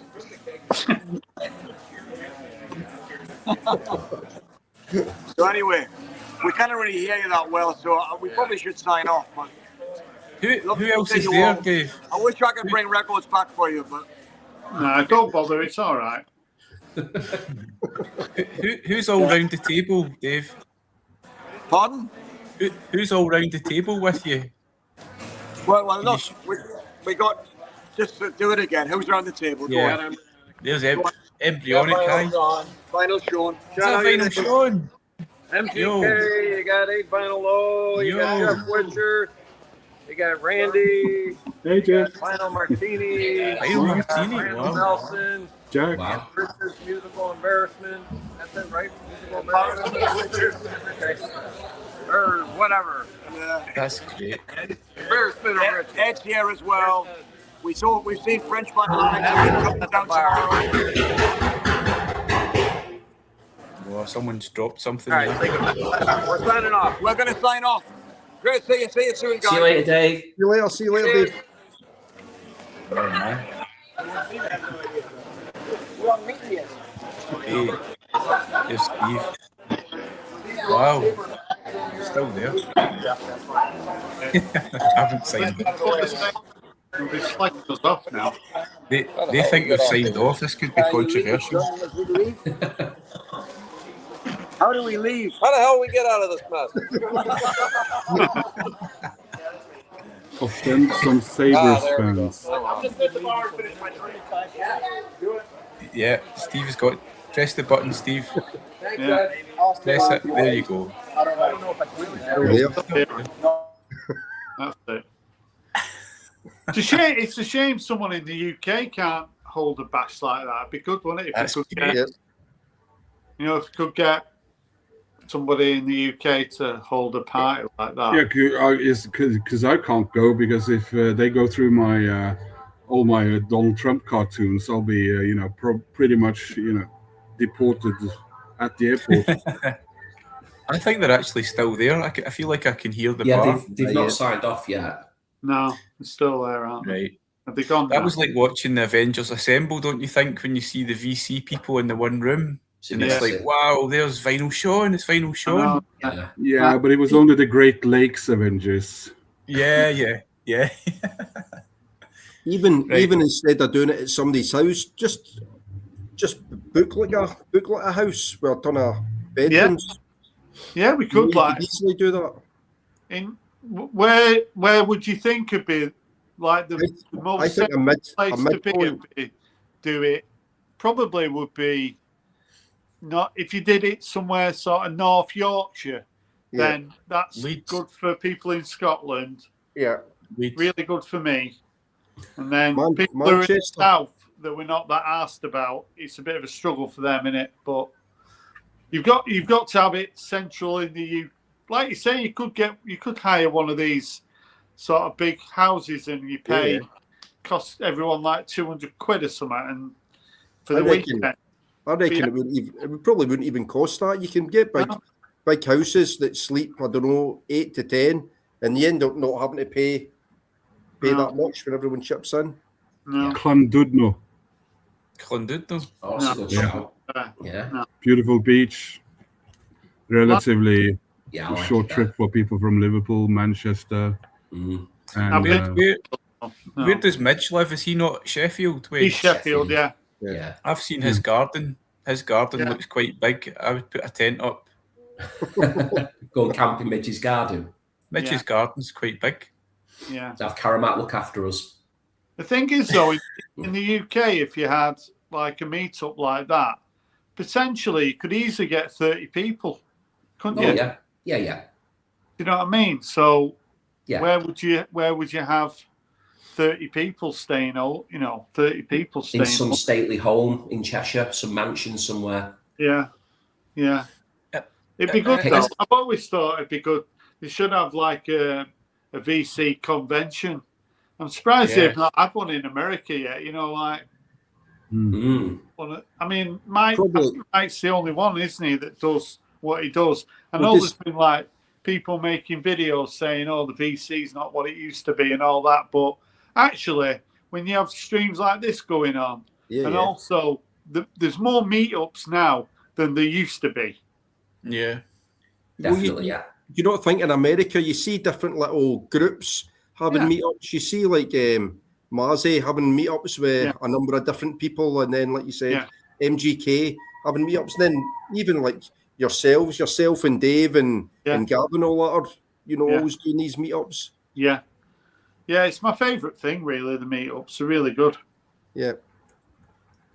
Isn't it true to say that the Leeds record fair's a pretty good one? Isn't that a good venue? Leeds is a very good one. Yeah, I'm looking forward to going to the York one though. I think there's one in York at the race course. It's on a Sunday. I think it's in October. I'm going to be going to that one. But the Leeds one's the second Saturday of every month.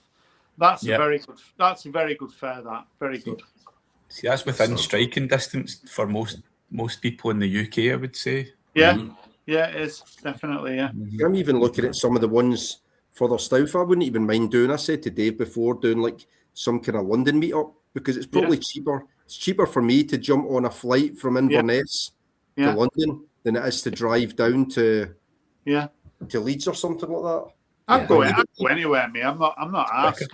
I'd like to do one in Scotland, me. I'd like to go up to Scotland. Edinburgh's good. Edinburgh's good for record shops. Yeah. Glasgow's rubbish, but I think Glasgow's got a record fair that's maybe pretty good. I don't know if you have them down in England as well. They're called VIP fairs. Yeah, we have them. Yeah. So I've never been to that, but it's in Bellahouston. Do you know where that is, Gordon? Yeah, it's the West End of Glasgow. Yeah. That's a thought, isn't it? Yeah. Well, I think they have them. They have those Bellahouston VIP fairs about 4 or 5 times a year. But the only ones I've been to in Scotland are the Alander ones, and I think they're terrible. They're not that good, eh? No, they're not. Are you still on board with going to Den Bosch? Is that still on the cards for you too? Yeah. Hopefully. Yeah. I've got a load of dough saved at the moment, to be honest, but it's burning a hole in my pocket. As soon as I get a load of record money, I'm desperate to buy records, and I'm having to stop myself. I'm going to a fair on Sunday, but I'm working in the afternoon, so I'll go to the record fair, get there at 9, but then I've got to be in work at 12 till 6. But I get double time, so I'll spend out there. No, but I'm trying to be, because I'm just cutting back on what I'm buying. So just trying to be a bit more selective if I can. Well, you know what it's like. It's not easy, is it? Oh, very, very difficult. I sold an absolute. I bought loads of records when I was down in Greenock the other day, and then I sold a ton of records. So I managed to pay all that money back, and I made a whole load more. But now it's burning a hole in my pocket because I just keep seeing things I want. I know. And then I bought 2 records since the weekend, but even if I could get to like where I have like 1 month where I don't buy, that would be all right. I know, but it's hard. I found a few. I think your problem is you guys. It's a problem that I had, then I stopped being a problem. Is I've got no space left. Yeah, no space for records. No. I actually ran out of space. I've rearranged my whole room up. I've got tons of space now. You've got space. Yeah. Right. But it's just good fun buying records, and it's great fun. So I don't really. It's a disease, Rob. It's a disease. I don't see it as a problem. It's if you were buying drugs or we were hookers all the time, but it was buying records for God's sake. Yeah. I'm actually thinking of spend your money, isn't there? Yeah, I've stopped going with hookers and I've stopped taking drugs, so I buy records. Right, I'm going to show a record, and I wanted to just the rock and roll. I wanted to bring Morton in for this one. If I can just pop it up. Oh, Morton. Is that the Amazon one? How's that? Very cool. Looks great. I just got back from my holiday today. Oh yeah, you got back, didn't you? So I've not actually unpacked it, but I've been listening to it loads on. I've streamed it so many times, so I just wanted to open up a wee chat here. And I know Morton's a big Rolling Stones fan. I love this album. Yeah, I have to be honest, I really, really love it. An 82-year-old, a couple of 82-year-olds. I think Ronnie Wood about 79, 80. He's 79 still. Yeah, he's the baby, isn't he? A baby at 79. Yeah, I just think it's a brilliant piece of music, and I know there's a lot of. I haven't listened to the McCartney album, I'll be honest. It came out earlier on, but massive Rolling Stones fan. was really surprised when Hackney Diamonds dropped a couple of years ago. Yeah. 3 years ago. 3 years. Then this 2 one years, as well. 8 months ago. Just think it's tremendous. Yeah, I'm loving it. Martin, what are you thinking yourself? If I have to be honest, first of all, it knocked my socks off a bit because it's so energetic. Yeah. And of course, the question you got to ask is are they really that energetic, or is it who gets it out of them? Yeah. Problem for me with what is not so much the audio. Let's say you're listening to Norman Maslow. He talks about compression and all that stuff, and I know what he means, but I never really I'm a mass consumer of music, and that I'm not in a living situation where I can crank things up and make a discernible view on that without getting evicted from my flat. Although I own the bloody thing, but if we're going to talk about cornucopia, it's a cornucopia, but it's a little bit overstuffed at the far end, is my opinion, because you have this wonderful, actually quite wonderful. Is it 14 tracks? 14 tracks. Yeah, 13th track, which is a massive sort of. If this is going to be the Rolling Stones' final song, it's like an anthemic song. And by that time, I'm getting, oh God, are you guys still playing? Because this is going on a bit, isn't it? And then I think, oh wow, we're finished. And then we got Mick Jagger sitting down with an acoustic guitar, doing a sort of a I sold my soul to the devil kind of. Could you have left that for a B-side or done it on the next album? That's when I thought, and also I buy Rolling Stones because I bloody love Rolling Stones. I'm not so keen on the producer taking over the guitar parts for two of the world's most legendary guitarists and playing guitar on the. It's bad enough when Mick Jagger plays guitar on a Rolling Stones album, but yeah. And another thing, Mick Jagger knows how to play the bass. He plays bass on Bridges to Babylon. Why is the producer playing bass? Why is the guy they've hired since Bill Wyman left the band playing bass? That kind of rubs me a little bit the wrong way. And sorry about the guys, it's bloody living conditions. And one final thing, last time they actually flew Bill Wyman, who was at the time 87, over to America to play the bass. Now they're recording in London, where he lives, and he doesn't get an invite to play bass. That kind of, because I'm the world's only Bill Wyman fan, probably. But there you go. Keith Richards is a good bass player. Oh yeah, and Ronnie Woods played the bass on tracks like some really good ones. I can't remember now. I think one of the grooviest bass licks on any Rolling Stones song is Fingerprint File from It's Only Rock and Roll, which is one of the most experimental and amazing songs. And you're like, wow, are they? Was this made for a blaxploitation film? Yeah, it's so good. Bloody cool. And I think it's Keith who plays bass on that one. It's not Bill. Yeah. But, I was just surprised at the blend of music as well, though, as you said, Morton, really full of energy. The falsetto is back. And I know. Mick Jagger is 80, what is it, 82 years 82, old? 83 later on this month. His voice is just tremendous. Like people said, oh, it's like hearing a 20-year-old, and I said, yeah, sure it is. And then I listened to it, and yeah, it is. Lots of 20-year-olds would kill to have that voice. So yeah. Like I said, I said the things that are annoying me a little bit, but apart from that, I just bloody love the thing. And unlike the Paul McCartney album, which I feel I was. That's why I'm I'm worried to do a review of this Stones album because felt I was too positive about the Paul McCartney album, and now I don't really want to listen to it anymore. It rubs me the wrong way. Sorry, guys. I haven't heard that at all. So sickly sweet, that Neither have McCartney I. album. So No. I think that was some of that Stones album as well. Is a song called Mr. Charm. Yeah. I like it. Sorry, Like- but yeah.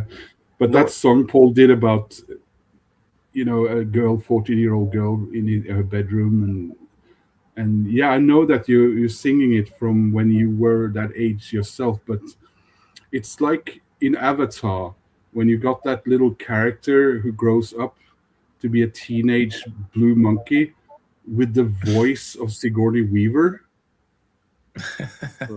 She's, flirting with another character and being a little, teenage girl who's got a hots for the human boy called Spider, but she's doing it with Sigourney Weaver's near 80-year-old voice. And that's kind of what reminded me of that Paul McCartney lying in your bed and no, sorry guys. The Stones weren't much better though, I suppose, with songs like Stray Cat Blues, which is all about going after. Yeah, but they are a randy bunch, and they're supposed to be. Yeah. Well, not so much 82 and 83-year-old Stones, I know. Well, when you're 83 and your youngest child is 7, you must have done something around the age when the rest of us think that you're too old. Yeah, no. I just thought it was so refreshing again, but that's completely biased as a Rolling Stones fan. Yeah. So, did you show a World Cup country yet? We call that England. Yeah, that was That's England, Rolling wasn't it? Stones. Right. Yeah. Okay. Fair enough. Yeah, Wait, I think they've all been World Cup countries, haven't they? Christian, you haven't shown a record, have you? No, not yet. No. So Right. I'll keep on the Rolling Stones theme because I'd love to Nice. get your opinions, gentlemen, on this one. So I chose 2 albums from 1966, obviously English albums, to mark the whole 60 years of hurt and 60 years since England last won the World Cup. So I've chosen my favourite album by this band, which is Revolver by the Beatles. So we can have a chat about that one. And then I've also chosen from 66, you probably guess what it is, because with the Beatles, you usually talk about the Rolling Stones, but Aftermath as well. Yes. So if you just want to have a little chinwag about that for a little bit, they can be 2 of my picks for the night. I've got a couple of Spanish-themed ones as well. So Revolver or Aftermath, which ones do you prefer, or is it an absolute no-brainer? Aftermath. The Revolver's I've better never- than Aftermath. I've never heard Aftermath. So It's a good album. I'd be controversial and say that maybe the American version of Aftermath's better than the UK yeah. version. what's on Yeah. Aftermath? What tracks are on it? Sorry, Rob, I was a bit quick putting that down there, wasn't I? Mother's Little Helper. Yeah. Paint It Black. Is that on the American That's the version? American. That kicks off Yeah, the- I've not got Paint It Black on this one, I don't think. No. So It's on the US one. So I'll tell you, Rob. So is Mother's Little Helper, Stupid Girl, Lady Jane, Under My Thumb, Don't You Bother Me, Going Home. That's side 1. Then side 2, you've got Flight, 505, High and Dry, Out of Time, It's Not Easy, I'm Waiting, Take It or Leave It, Think, and What to Do. What to Do is a great song. So is Yeah. I Am Waiting's a great song as well. I love going. This is a really, home. really battered copy, Yeah, this one, by the way. It's not the nicest looking copy I've got, but it does play through perfectly well. But it's That's very, like- very 1966, and it's got an 11-minute long song on it. I think that's one of the boldest Going things Home. early on, how it drones on, and it kind of goes against expectations. With Yeah. that going home. Boom, I really think that's a boom, great boom. album. I just really love like that. Aftermath. It's quite Yeah, a me too. it's And quite that a album baroque cover. album, isn't it? Because you've got like Lady Jane's got quite a baroque sound Oh, to it. I love Lady Jane. Yeah. So does Lady Jane. I Am Waiting. It's got that like little kind of harpsichord sound. Right. It's not full on Kinks yet, like it's on Between the Buttons, which is what I call the Rolling Stones Kinks album. But it's kind of going that direction, which I love that baroque stuff. Yeah, I love Yeah. the baroque stuff. Yeah. I Yeah, think so they were my two for England, obviously from '66, and probably are arguably the two biggest You're bands happy, cool. from England. You'd say the Beatles and the Stones don't get much bigger, does it? what was the Who album from '66? A quick one. Was that because Yeah, I was the going Who to pick a Sell Out quick one. was '67, wasn't it? Yeah, I was going to pick a quick one. I've got that on a twofer with Yeah. oh, what's the other one I've got on with that? Oh, the Who Sell Out. I've got a twofer of that. Yeah, me too. I got that too for as well. Yeah. I just checked out of interest. Aftermath was released in April '66, and Revolver came out in August '66. Yeah. Just Not bad, after mate. the World Cup then. Yeah, well, Revolver is my favourite ever Beatles album, and I just love everything about Revolver. I just think it's a perfect Beatles album, and just love the whole flow of it. Where do you put Abbey Road then on your Beatles trilogy? Where would you put that? A lot of people rate that as that's like the thinking man's favourite, isn't it? I'm not thinking man though, am I? Well, I know that. Probably second or third. Revolver first, and then probably Abbey Road, then White Album. What about so that'd be your top three, Jack? Yeah, I would have Peppers? that. Rubber Soul. Rubber Soul's my second favourite Beatles album behind Revolver. So Rubber Soul. Yeah, it's my second favourite. I like Rubber Soul. I think there's a few weak tracks in Rubber Soul. Yeah. I just like the flow of it though, and I think the stuff on it that's good is brilliantly good. Help's underrated, isn't it? Yeah, sometimes with albums, I don't mind if you get a few sort of duffer tracks or weaker tracks on albums. I think for me, like, I tend to judge albums based more just on a vibe or a flow. I mean, there are some albums that are like every track is perfect. There are ones like that, but I would probably say Rubber Soul's my second favourite behind Revolver. Rubber Soul's Lennon's most misogynistic album. There's a few very misogynistic songs on that he wouldn't get away with today. That's a fair point. But I know it's at the time that it was written. Yeah, it's a fair point. I'm very fond of the Runt of the Litter, which people never talk about. I've always really liked Beatles for Sale. Yes, I feel it's a band that is tired of what they are doing, but they still do it, and it's got a melancholy to it. So even though the songs are sort of still that early Beatles, you just from the album cover down to this mood of the way they're delivering this, I think it's somehow remarkable to me that not more people talk about Beatles for Sale. Yeah, I think I'll Follow the Sun is probably one of my favourite Beatles songs. Beatles.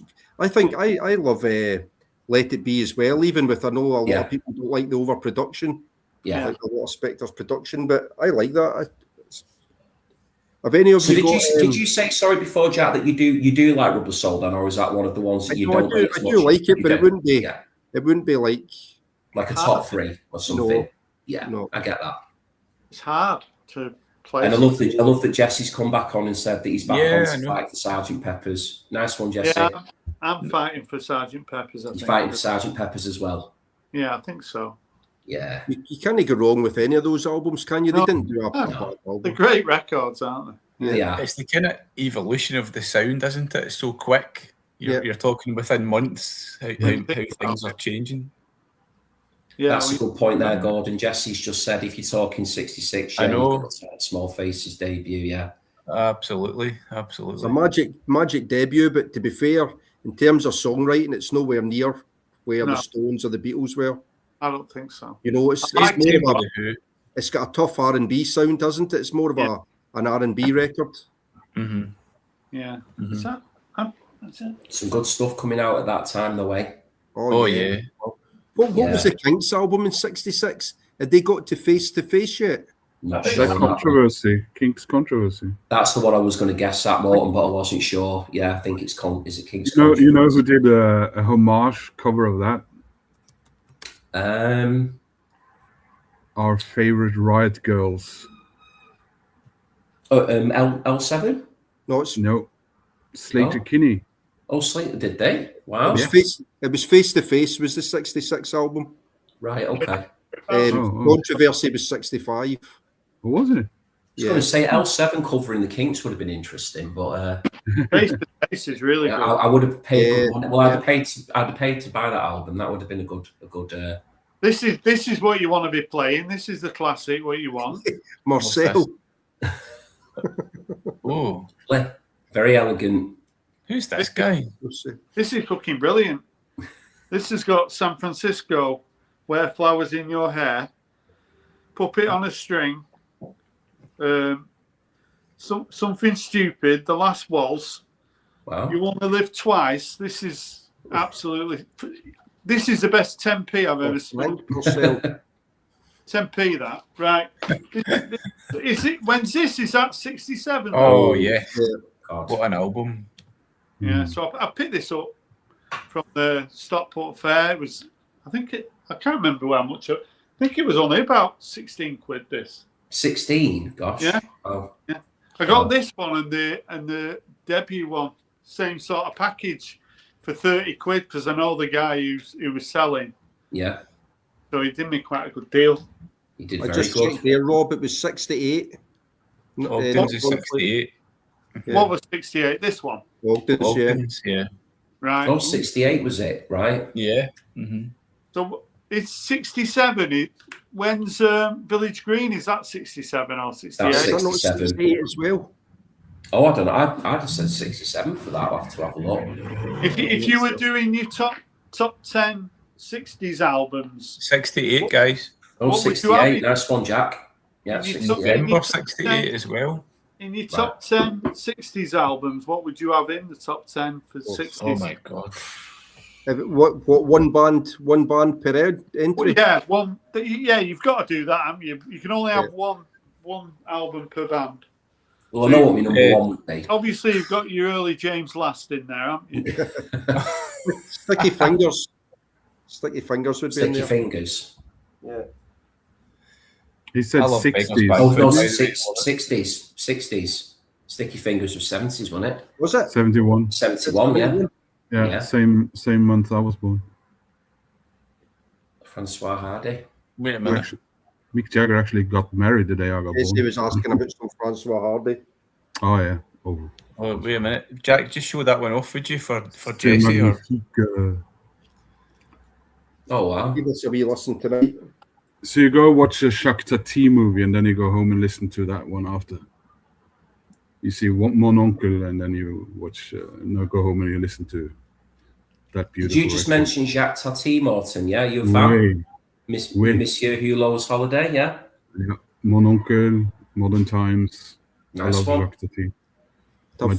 My dad took me to a Big Jacques Tati influence on movie when I Mr. was a Bean. kid because it was sold out for some science fiction junk, and he was like, "Oh fuck, Morton's gonna hate this." And Oh, I've not seen and those I- Jacques Tati films for years. I walked out of there because I loved Chaplin when I was a little boy, and Yeah, Chaplin, yeah.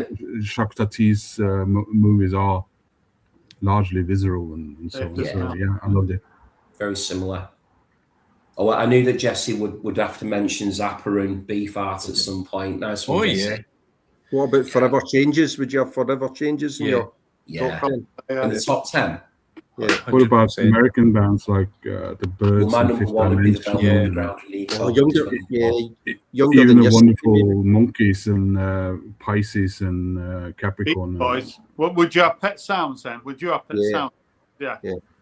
Maybe I Scraping in at I number never 10, understood maybe. the Beach Boys, guys. Sorry, I always, whenever people start talking about Beach Boys, so I don't get cornered, I just Yeah. lie flat on reading them and I say, I've never understood No, the allure of understand Beach that. Boys. You're Sorry. from Norway, aren't you? You're from Norway. I understand that. So, would you have? Where would you have Pet Sounds in your top 10? Where would you put that? Did you say it's only one album per band or artist? Yeah. Yeah. Would you I have think- Would you have Pet Sounds above Revolver? No, I wouldn't. Yeah, I would. I think I've got Forever Changes maybe That up was the top. 66, wasn't it? Pet Sounds, wasn't it? Yeah. 66, I was it? think so, yeah. Yeah. Well, I'd have thingy, like I said, Rob, before. My number one would be the Velvet Underground and Nico. That's got to be in there. That is that's my a good number one. shout. That has to be in there. Rob's screwing up his face. What's the worst No. album of all time? What, the Velvet Underground and Nico's the worst album of all time? I prefer that. I honestly prefer that. I do prefer that. I don't feel like I can speak to you ever again, Rob. It's all right. The pleasure's mine, man. Oh, the pleasure and the privilege. You're a United fan anyway, so he's I always know. going to see us. I know. That's a All two-footed these tackle. sins mounting up against me, Rob. So you honestly think that the Velvet Underground and Nico is the worst album of all time? Well, I did a video where I think I had it as number 2. I think I had Graceland as the worst one. Graceland? Yeah, that's a bit overrated, that. Yeah. I don't dislike it, but I think it's overrated. But to call something the worst of all time is quite the claim, isn't it? Especially when there's Whatever. 300 James Last albums in front of it. James Last is miles better than Velvet Underground. So Rob's got Purcell Today up here and the Velvet Underground all the way down here. Definitely, yeah. Can't stand it. Would anyone have Scott With 40 Walker in the nice top bears 10? in the middle. Do you have Scott Walker in the top 10? Oh, Scott Walker. Oof. This is a very I tough don't know question, enough. Rob, to pick 10. Well, we've not even said Bob Dylan yet, have we? No. Highway 61 Revisited. Highway 61, yeah. Moby Grape's debut, I would definitely have in the top. Well, I know, Jack, yeah, you love Moby Grape, don't you? You're not having any soul then? It's no soul boys here at all. What about There's soul shouts from John. you should get everybody to temptation put shouts. you should get everybody, Gordon, to put their top 10 60s list in the comments, but Yeah. they don't have one pick per band or artist. Yeah, there's one. There's a shout from Credence as well. John shouts a Cloud9 and Puzzle People. I love both of those albums. I don't know if they'd be in my top 10 though. Fifth Dimension as well. God, yeah, no one's mentioned the said Verge yet, Fifth have they? Dimension. I think it sneaks into the 60s, doesn't it? 69, In the Court of the Crimson King by King Crimson. Oh, yeah. Some people might like that one. And what's that one that you love, Jack? Is that a 60s album, Aphrodite's Child? Is that 60s? No? 70s, that one. 71, I think it was recorded. Right. I love the Just trying to think of some others. God, it's tough.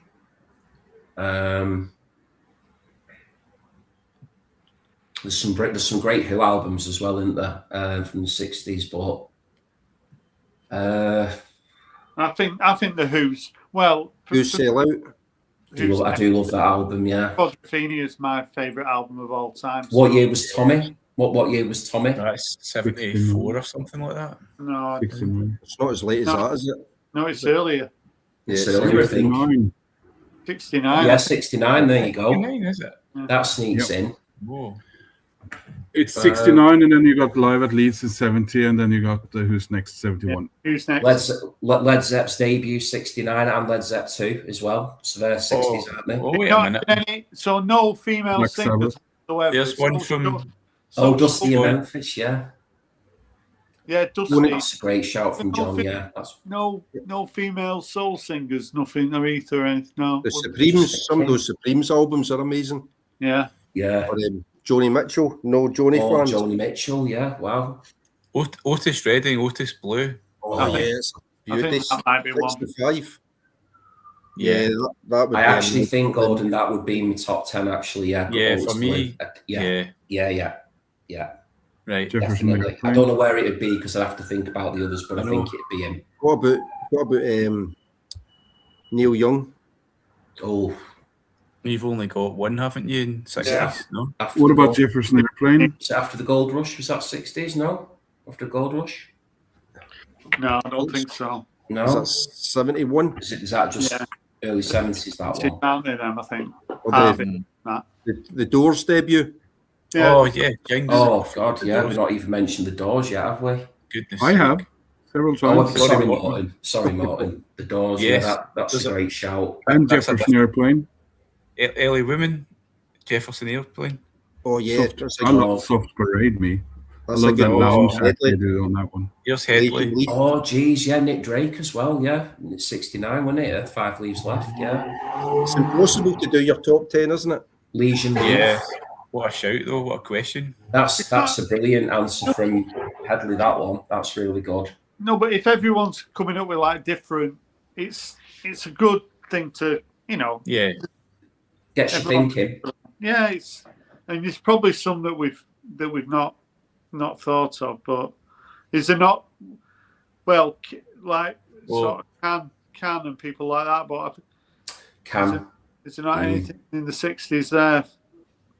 Yeah, they must have been doing something decent. Actually, what year was Thingy? Oh no, that was 1970, I think. The first album was 68, wasn't it? The one Can Delay. They'd never get released at the time. They get released in the 80s, I think. 60s albums, I love. I absolutely love Thingy. That was actually no. What would the Stooges debut album? I think was 60s. Oh yeah, the Stooges. Mm-hmm. What would you have between Five Leaves Left or Brighter Later? Oh, I prefer Brighter Later. I think. Aye, so do I. Oh, I'm Butterfly. Yeah. Oh, it's a cracking question, Rob. Rob, that was a beast of a question you threw. Are we counting Thingy? It's a live album, isn't it? Was that at 60s? Wasn't it late 60s? Kick Out the Jams, MC5. Yeah. There's loads. There's just too many. Absolutely loads of great albums from 69. Yeah. We'll need to do a thing where we talk about the 70s as well.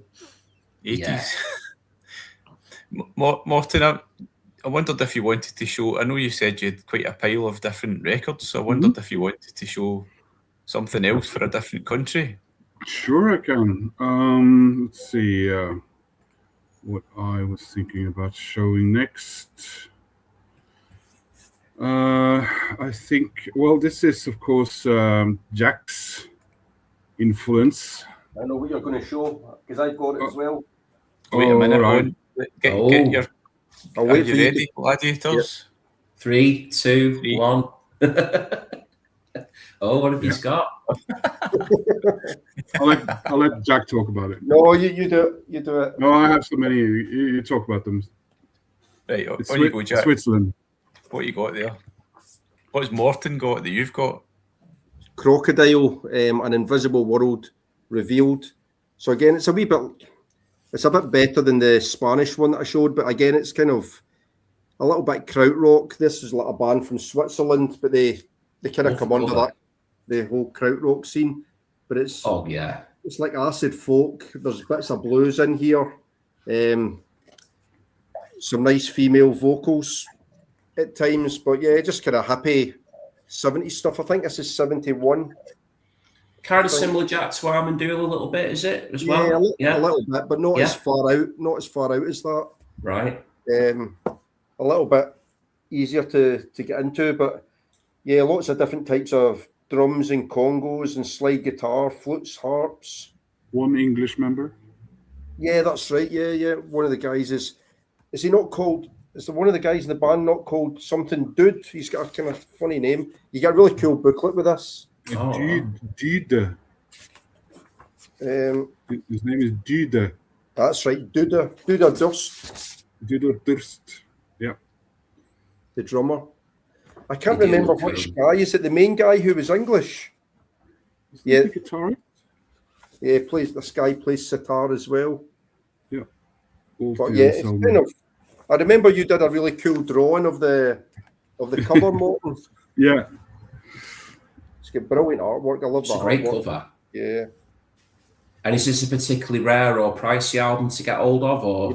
Well, this is just a reissue, but I would imagine an original it would be expensive. But yeah, they put out a lot of albums. I think they were lumped into the whole krautrock scene, but they don't really sound overly krautrock. It sounds like suppose kind of bluesy acid folk. It's a bit funky as well, isn't it? Yeah. I'm definitely going to check that out. That looks great. Mm. Did you say from Switzerland? Switzerland, yeah. Oh wow, nice. Yeah, that sounds great. Yeah, it's good and easy to get into. It's not too weird or anything like that. If you like Armadillo, you would have no trouble with something like that. Yeah, I do. Great stuff. Well, I could show a quick one Just thought of for. another 60s one, actually. It'd have to be in my 10. Sorry, it's just come into my head. 13th Floor Elevators debut album would have to be in. Yeah, it's a good one. Yeah, I would. I'd have to get that in. Yeah. What have you got, Gordon? I'll throw up a quick one. This is for Argentina. I don't know if anybody else has got an Argentina one, a quick Yeah. Argentina special. I was thinking about Argentina. So, you familiar with the Madness album, The Rise and Fall? Yeah. Oh, wow. Right, yeah. So, the Argentina Connection is the third track, which is called Blue Skin Beast. So, it's written about the Falklands. It's about basically the blue skin beast. The idea of the song is about the body bags coming home. So it talks about kind of taking a drink for the blue skin beast, which is unfortunately it's the lads who have lost their lives fighting over in the conflict. So it's a cool album. Yeah, I like that. It's actually got really upbeat sort of commercial numbers like Our House and what's the other big one? Tomorrow's Another Day. There's another massive song on it. Tomorrow's Not Another Day. Yeah.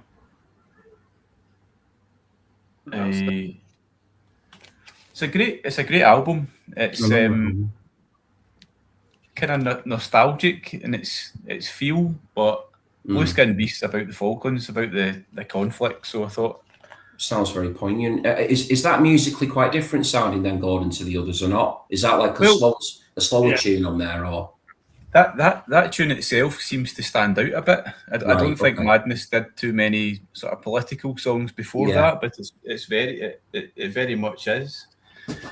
And I think at the time people thought they were talking about Margaret Thatcher. They're talking about the blue, but it's not. It's definitely about the conflict. Right. Well, the one victim of the Falklands War were New Zealand's Split Ends, because they released an album called Time and Tide, and a week before I think the war started or something, when they released their single 6 Months in a Leaky Boat, the BBC banned it because they thought it was wasn't correct to play that during the Falklands War. Right. Okay. There's the drawing Jack was talking about. Oh yeah, very cool. Oh, that's cool, that Martin. Yeah. You should get out more. Meet a nice woman. Oh wow.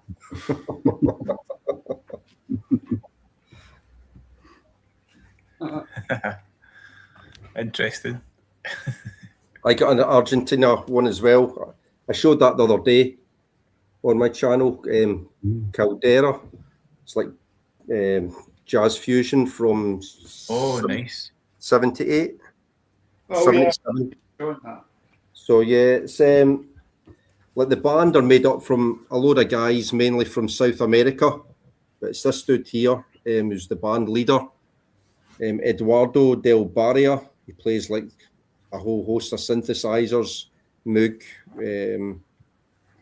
I think he does all the arrangements and stuff like that. So I'm not sure if he's the only Argentinian, but yeah, if you like jazz fusion type stuff, then you might like this. It's very funky, some cool kind of little, maybe almost like even disco elements.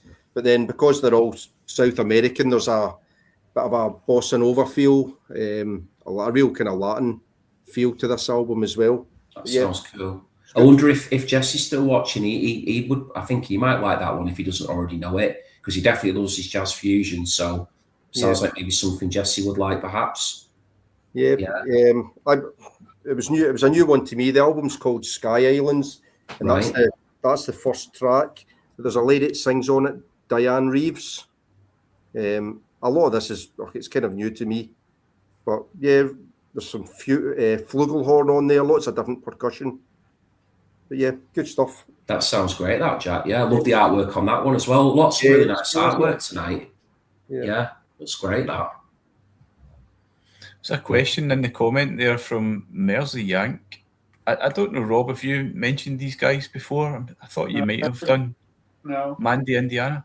That's quite a combo. Manchester, Berlin. Wow. I know. With a French singer as well, right? Okay. And they sound industrial, bloody hell. Yeah, they sound good.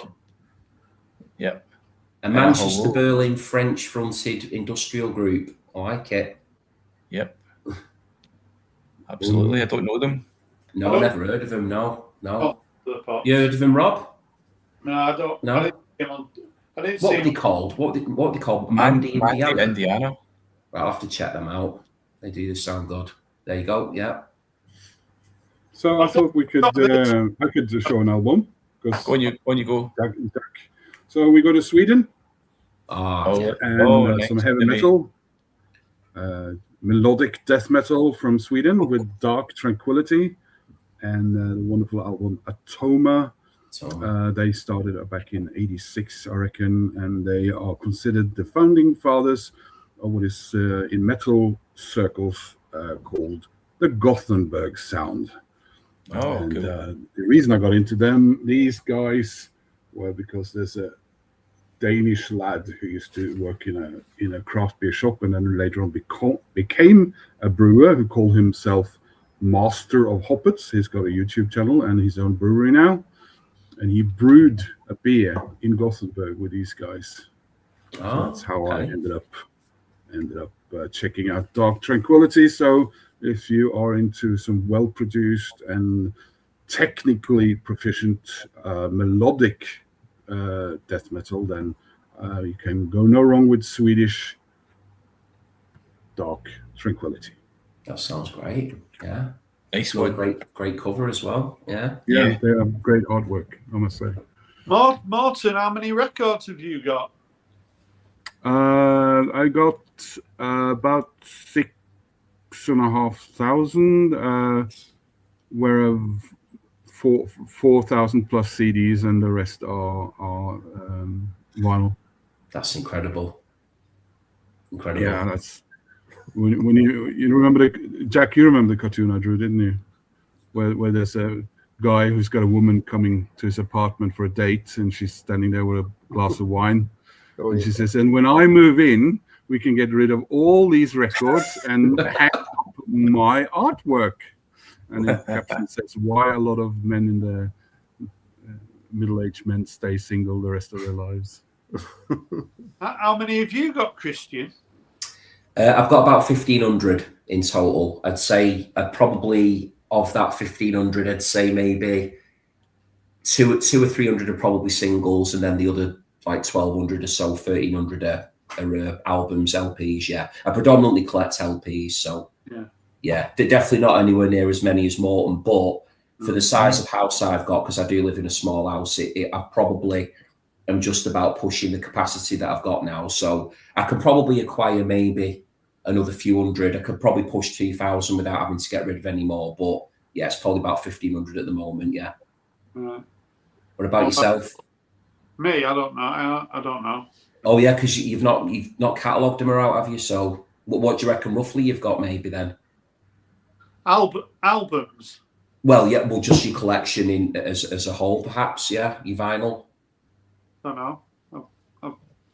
Albums, I've probably got maybe 1,300 albums. Yeah. About maybe 500 12 inches. Yeah. Couple of thousand singles. Wow. Couple of thousand CDs probably, but they're all up in my loft.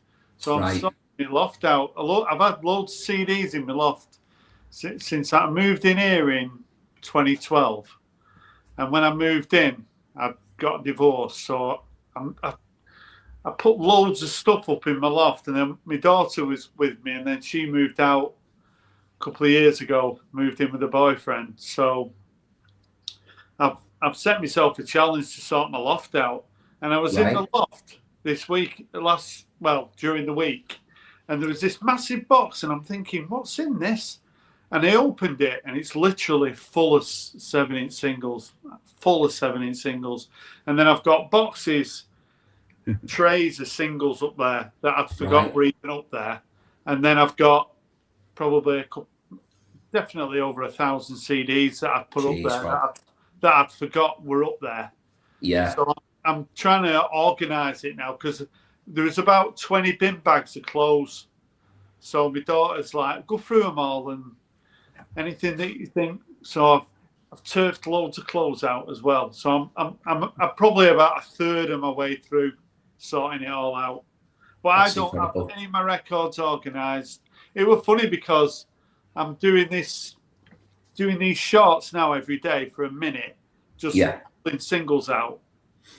And someone in the comments says, well, when you're looking for a single, how do you find it? And I'm thinking, when you've got that many singles, you're never looking for a single. You just go to all your singles and just pull a load out and think and play them. That's what you do. Yeah. That's the joy of having the singles, really. Yeah. You don't see that's too free and liberate. That's like too I don't think me. I'm a bit too regimented. Me, I'd love to be as free as that with it, but I tend to know in my head what I'm gonna play and just. So when this record come out, I thought, right, these old guys are absolutely finished. So this record came out, right? Yeah. And I thought, right, you finished. Look at Charlie. Right? Look at Charlie. Oh, goodness. I know. So, but actually, they weren't finished because they did a good record. They did some good records around this period. And then they did is it Undercover of the Night? I love that as well. Yeah, I think it's great.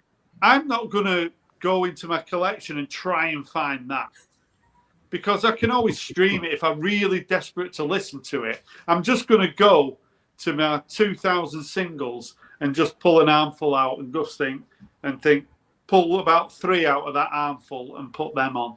That's the joy of having it. I wish I could be that free. Maybe I should try it. Maybe I should just just launch myself into a certain area and just pull a few out. I mean, they are in alphabetical order and stuff, but I suppose I could just chuck a few out and not know exactly what I'm going to listen to. I always have an idea of what I'm going to put on. I am quite regimented like that. Yeah, it holds me back if I want to do a response to a thread or I've got an idea of doing a video. I've got to find the records. Well, yeah. That's why I like these. You know what it says? Find a yellow spine.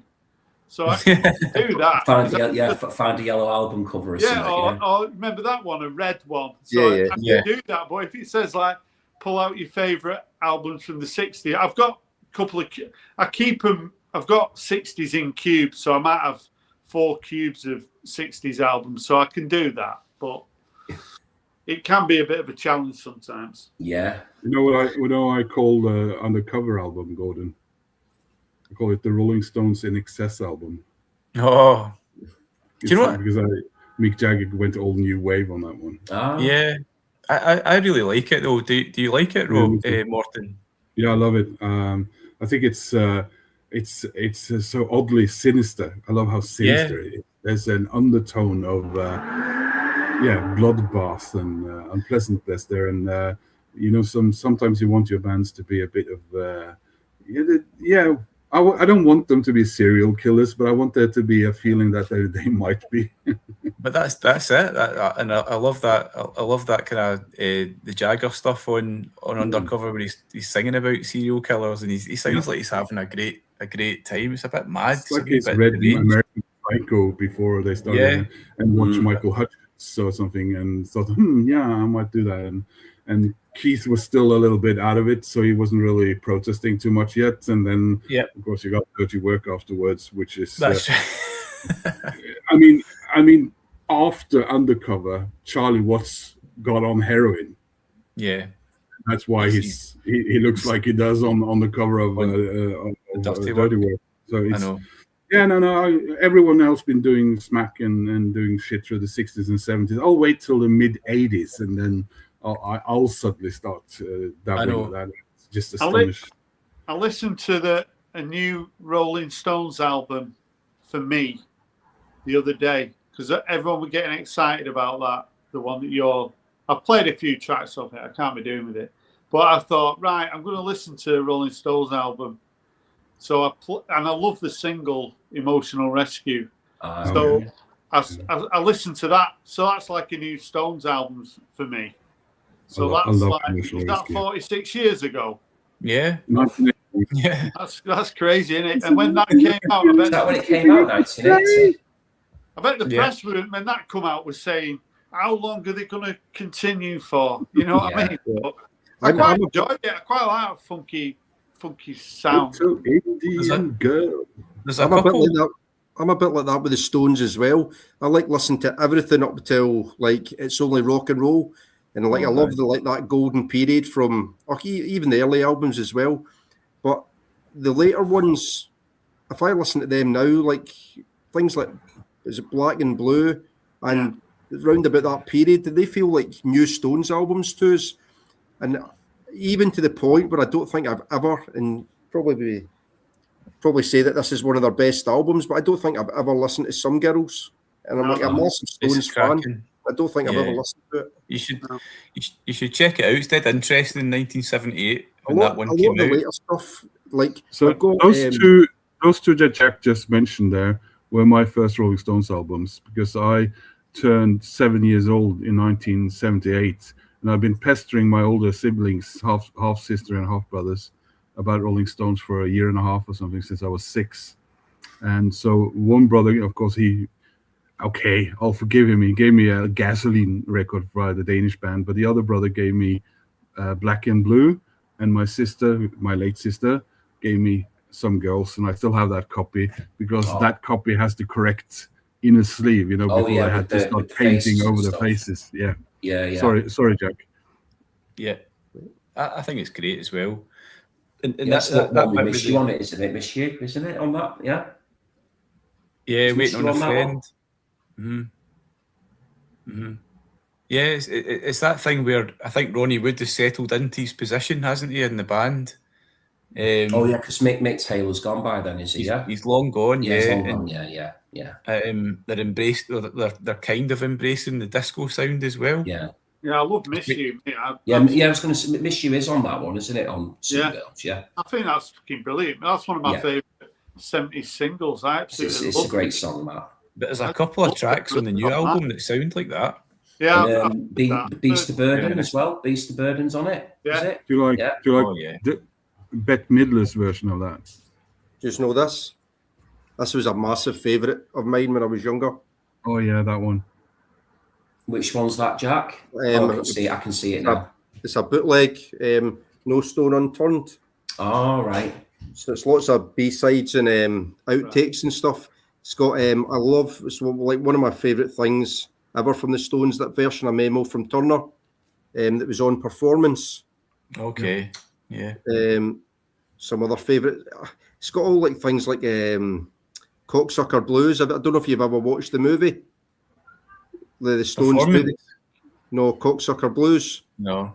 It's the Stones on tour roundabout. It was banned. It's basically like them shagging groupies and shooting up heroin. It's a black and white one, but it's It's pretty.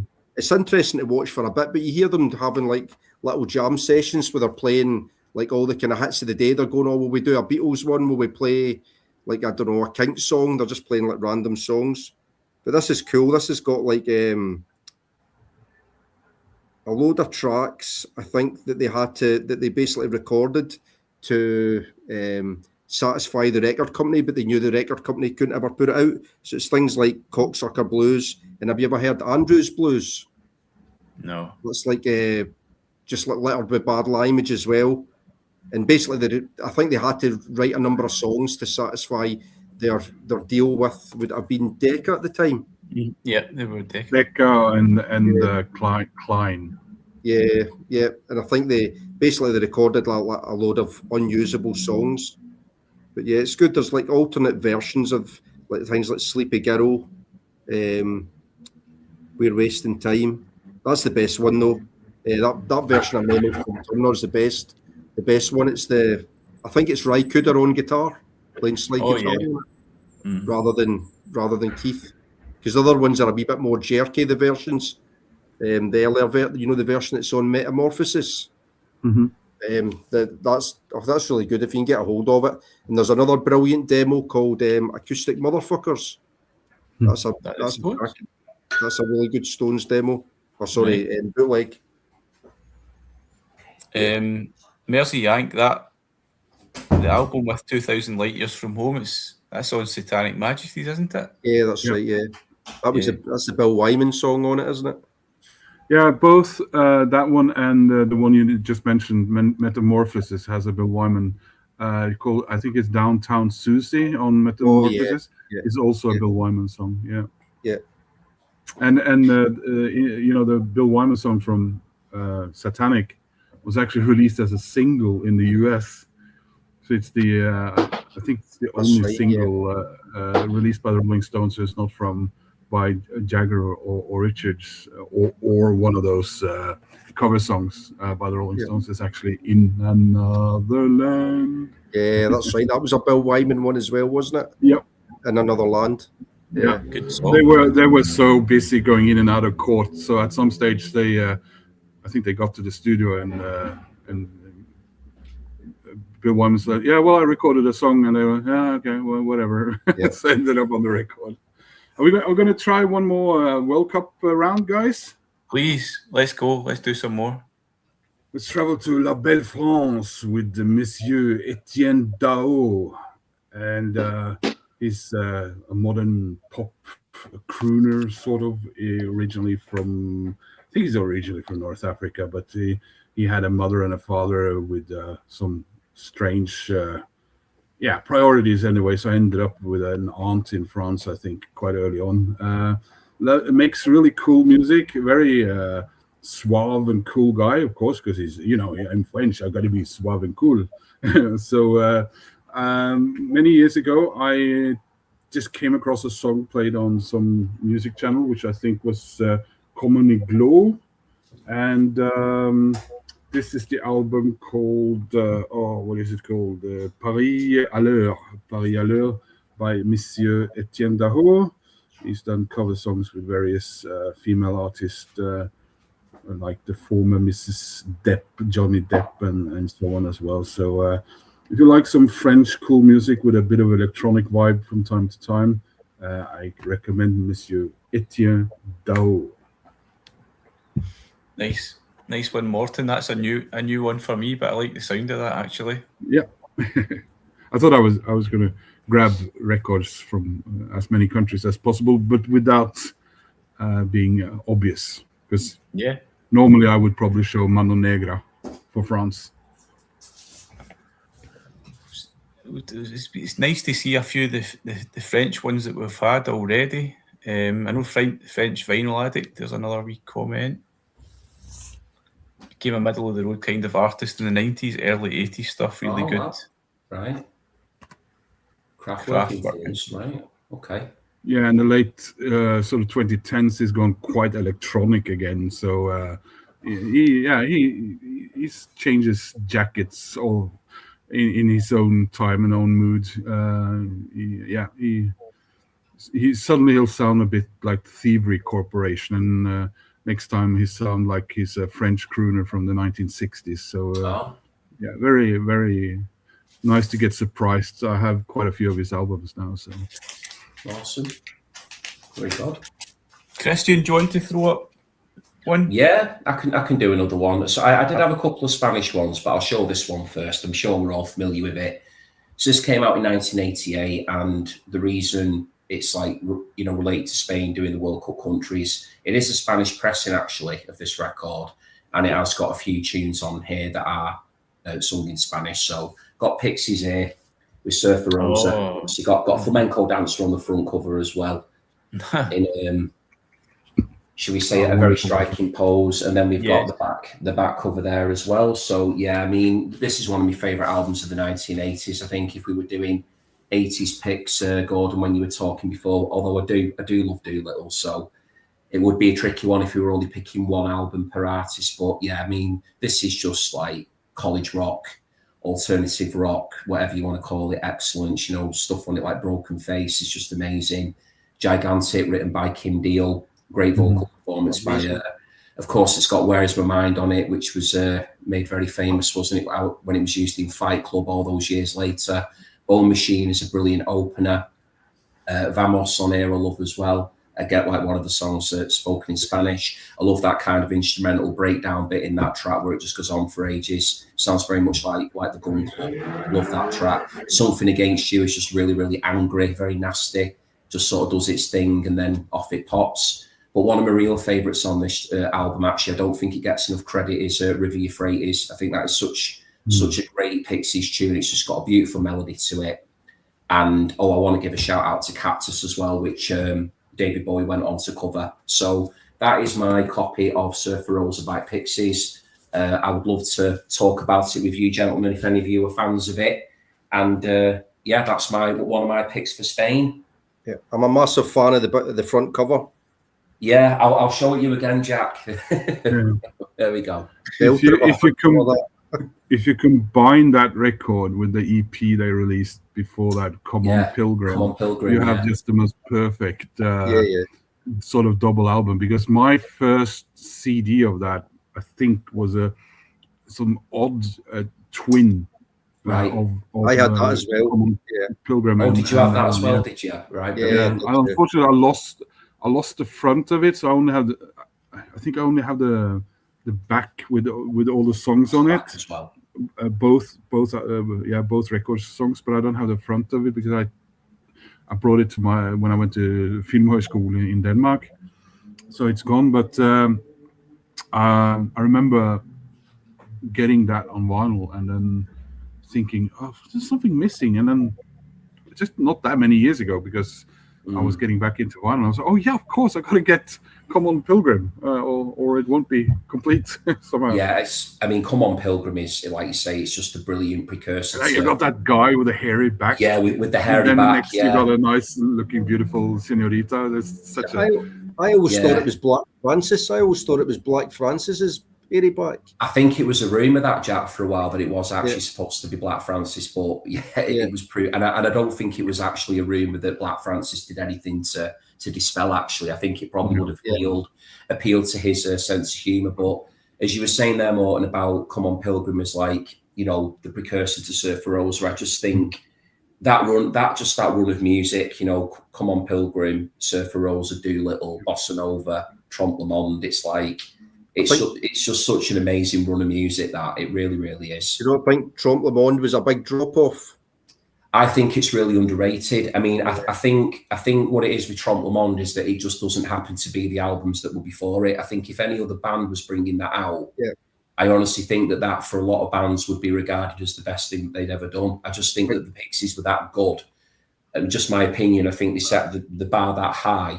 I mean, I think Trompe Le Monde is a great, great album, and it's one. I think the problem for me with the third and the fourth album is that if you're a massive Kim Deal fan and you know what was going on in the band at the time, where Black Francis were basically pushing her aside and saying there were no room for her bloody music. Then I find those two albums to be a little difficult personally. But then again, I do understand that. Fucking amazing Breeders albums out of it. So, he could have made a lot of money on Cannonball. Instead, she made all the money on Cannonball. Exactly. No, and I think that's a really good point, because I do think that, Kim Deal's like my favourite female artist of all time. So I am totally with you, Morten, on not only how brilliant she is, but I do think she is the secret ingredient that makes Pixies as special as they were. Just that amazing bass playing and also a songwriting, gorgeous voice that she's got as well. And I do agree with you that by the time we got to Trompe Le Monde, she was barely in the Pixies, really. And I do think it's a shame that throughout that band's history, there always seems to have been that tension between Black Francis and Kim. I never really felt that he wanted to be generous enough to give her the spotlight. I always feel that he was threatened by her and that she was too much of the focal point, and he didn't quite like that. But I really feel that if you take him out of the mix, then it just isn't the Pixies. But in terms of Surfer Rosa, I think Kim really shines on that album. Obviously she's got Gigantic on there, and some of the backing vocals throughout Surfer Rosa is really, really brilliant. So I just think it's a great album. Love it, and very dry production as well. Gigantic's my favourite song on that album. I think she's got a great choice. She's got the best song on it. I know Whereas My Mind's on it, but I saw the Pixies then just as they released Planet of Sound, and they were it's the most ferocious, I think, 20 minutes of music I've ever heard live. Yeah, can imagine that. Were you at that gig, Gordon? The one that get cancelled? No. Is that that early gig, the one at the SECC? Yeah, with the stage collapse, where the No. barrier collapsed. Tell us a wee bit about that, because I know that I've heard you talk about it before as a gig experience. It's quite interesting. Yeah, well, we'd skidged the day off school and we heard the sound check and all that. The sound check was phenomenal. Then we stalked Kim Deal for a bit. We got Kim Deal's autograph. But then when they played, it was, I'm pretty sure the stage collapsed or the barrier collapsed during Wave of Mutilation. But it was mental. It was like, I can't remember what they opened with, but it was just like everybody surged to the front. And it was almost like with every song they played, it went up another notch. And it was absolutely ferocious. Like they tore into every song. And then as people were like crushing down the barrier, they're just like continuing to play. And then the lights went on and they had to abandon the gig. It was so disappointing. But to hear like 4 songs like that, because then I saw them in Belgium in 2007. And they were magic in 2007, but they were nowhere near what they were, I suppose, and probably wasn't their prime. You probably had to go maybe 2 or 3 years previous to get them really in their prime. But it was still amazing to hear them. And brilliant incredible memories, though, isn't it? Because we saw, I don't know if you remember these bands, but we saw the support were Cud, and Cud were fantastic. Like Cud were great. I think I remember them playing a lot of songs off of Leggy Mambo. That's strange. It was the song. Oh yeah, is that the new one? Yeah, I got it last week. Oh, I didn't even think that. I didn't know that had come out yet. Wait, hold on, Morton. So it's the B sides. Yeah, the B sides, isn't it? Yeah. With a different cover than the CD, which is what is it? 35 years old by now. I don't know. That's a much better cover. That's a mile. The B sides cover was pretty lame. It was. This is much more that's great. In line with what we'd expect from them, I reckon. Yeah, I really need to get that at some point. I never thought 2026 would be a year where I got 2 Pixies records without them releasing a new one. So because I got the acoustic live one from Record Store Day as well. It's an awesome acquisition, that, and I do agree with Edley as well. Cud are awesome. I might have to go and dig out my Purple Love Balloon single downstairs. Oh, that's Purple Love Balloon. That's just one of the greatest songs of all time, in my opinion. That was the song that got me into him. I heard that in the record shop that I used to work at growing up. I was like 18, 19, and my boss stuck it on. And he was like, I reckon you'll like this, Chris. And he just put it on. As soon as he heard that riff at the start of it, I was just totally hooked on that track. It's brilliant. What about Hey Boots? Hey Boots. Do you remember the track Hey Boots? Yeah. I'm not sure if you do. I remember like Rich and Strange and Spanish Love Song and what because they had that album Aquarius, didn't they? Which was decent. Yeah, that's right. I've not listened to Cud for years, but see at that gig, the other support band where it was Teenage Fan Club, and I think they just released Catholic Education. Oh wow, yeah. Is this about 91? Was it 92? Aye, was I? Yeah. Yeah, Catholic Education. Yeah, that was a lot sludgier. That sound, that was more sort of Dinosaur Juniors sort of sound, wasn't it? And in fact, in the other supports, there was one more support band, so we got to see all the support. But the other one was a great band, and they've just reissued their one and only album. It's just come out again. I'm definitely going to pick it up. The Real People. Yeah, that was such a great with the whole Oasis controversy, Columbia, and all that. Yeah. With what was it called? Window Pane? The Window Pane EP was brilliant. Yeah, Real People. Yeah. That's some lineup, isn't it? And I was going to say it's quite the lineup, isn't it? Yeah. Yeah, it was a bit naughty, that whole Real People thing with Oasis, wasn't it? And it was Columbia. It was Columbia when he ripped them off, I think. And I think so. There was there's some unspoken or unfinished business there, I think, between Real People and Oasis, isn't there? So yeah. Christian, what's the background to that? I don't know that one. I don't know it all that well. Jack, to be honest, might know it probably better than I. But I just know that there are very distinct similarities between the songs, isn't there? Were they not when Oasis went into the studio? I might, but probably don't know. I'm sure you'll know this better than me. But I think it's something along the lines of when Oasis went into the studio to begin with, and they were first trying to craft their songs for the album, the Real People went in and supported them, didn't they? And they were helping them with getting the songs ready. Is it something like that? They were trying to help them get the songs ready for the album. And I'm gonna see if I can work. I'll see if AI will be my friend on this one a sec. I do think you bang on with that, Jack. I think they were working on some kind of track, and Oasis ended up nicking the ideas. I think they even took some actual Oasis lyrics as well. Oasis. Oh, Rob's back. Rob's back. I think they were did they do a tour with them, or they did a? They did their early tour with Whiteout. Right. 94. Let me have a look. Yeah.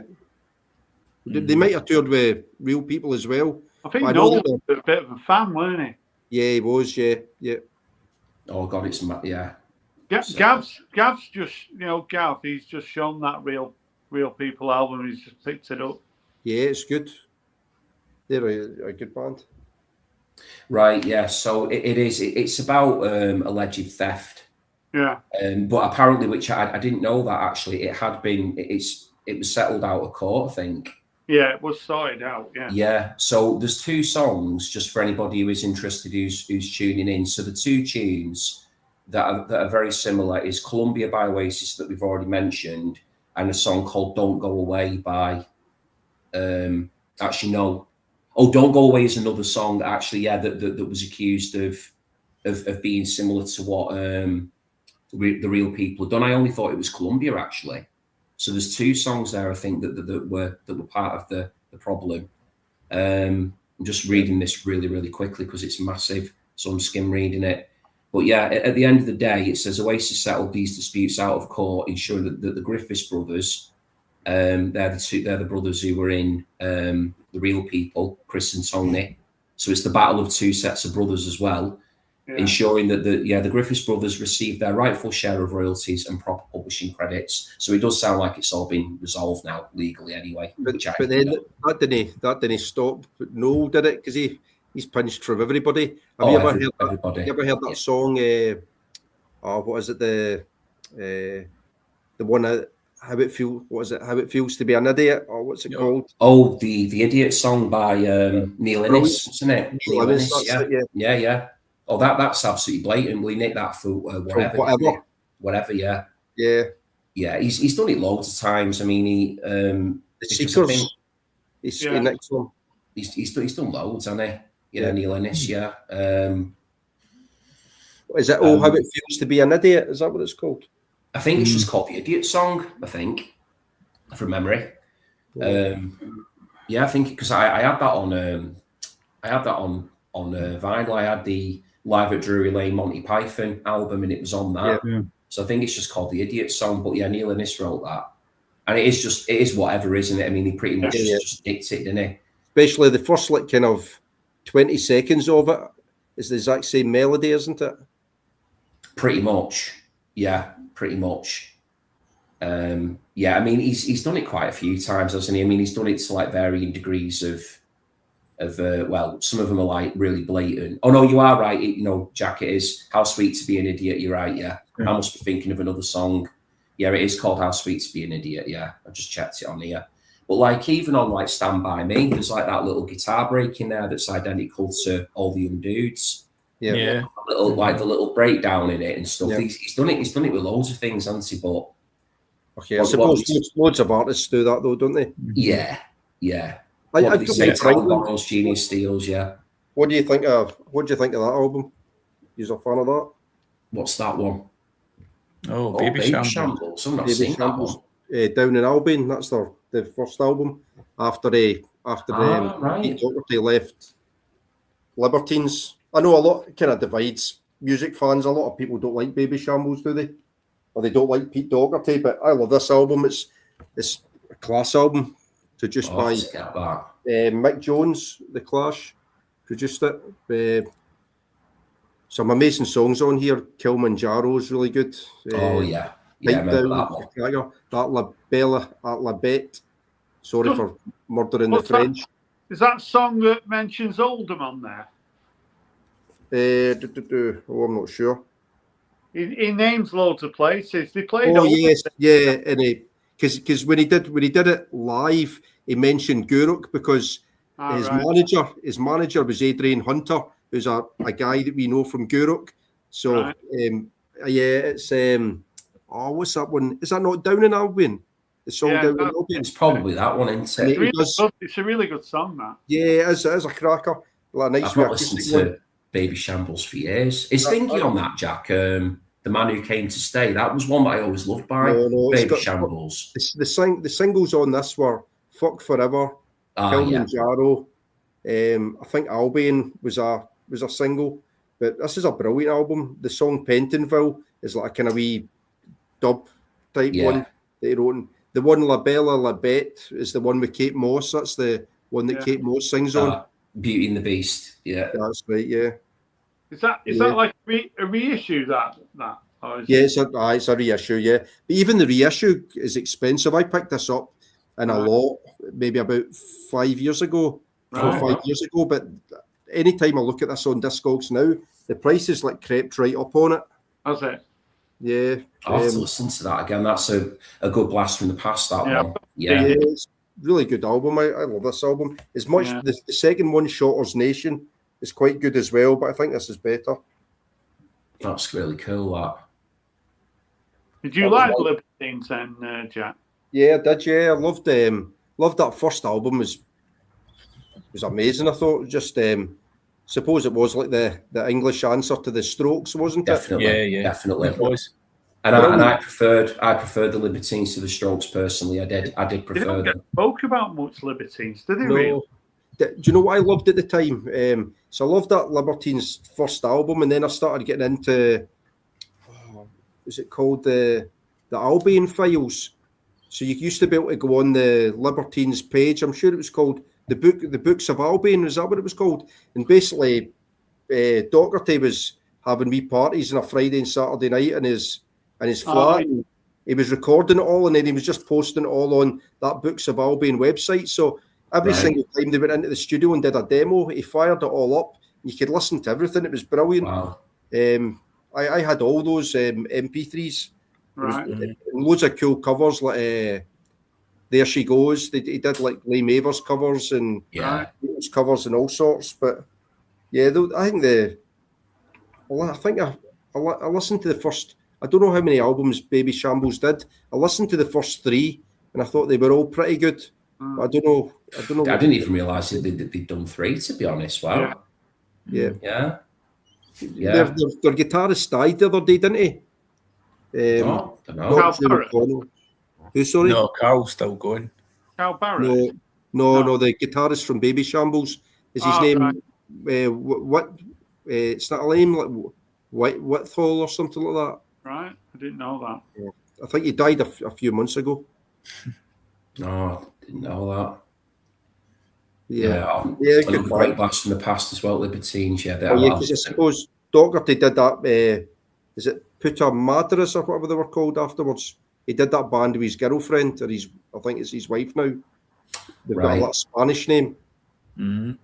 Well, on that note, who wants to go around the world again? I've got some, but I've got. So if you were doing World Cup, you know, like the best World Cup team of all time, you know, like Oh, question. it'd be tough, wouldn't it? To midfield, who would you have all time? You mean from any country ever? From any? Yeah, exactly. Oh, wow. Your Good World grief. Cup 11. A fantasy football World Cup 11. Bloody So hell. I've got a record here that's all about a certain player that it'd be in the conversation. So Oh, I know what it is. it's this George- one. It's Oh, Mogwai. Zizou. Mogwai. Zizou. Yeah. Yeah, Mogwai, yeah. You ever heard this? Do you know about this? Yeah. I've never Yeah. heard it, but I know about it. I've never heard Is it. it the though. documentary? Yeah. Yeah, it's a documentary and Mogwai did the music for it, yeah. It's just Zidane playing a particular game.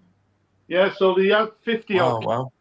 I don't think he really had a great game, but what they did is they had over 50 cameras on Yeah. him the whole Yeah. game. So it was on at the cinema, but I don't Yeah. think he had his greatest game. But just his movement. It's like, Yeah, I suppose it's like ballet in it in a way. yeah. But if you were having your greatest, you had a pen and paper, it's something everyone's done. It'd certainly be pretty difficult, wouldn't it, if you were picking the midfield? Who you have? It'd be hard who you're going to leave out, wouldn't it? I'm not sure whether Zidane would be in there, but he's got to be, Rob. He's got to be. Would he be in ahead of John? he's- Would he be in ahead of John McGinn?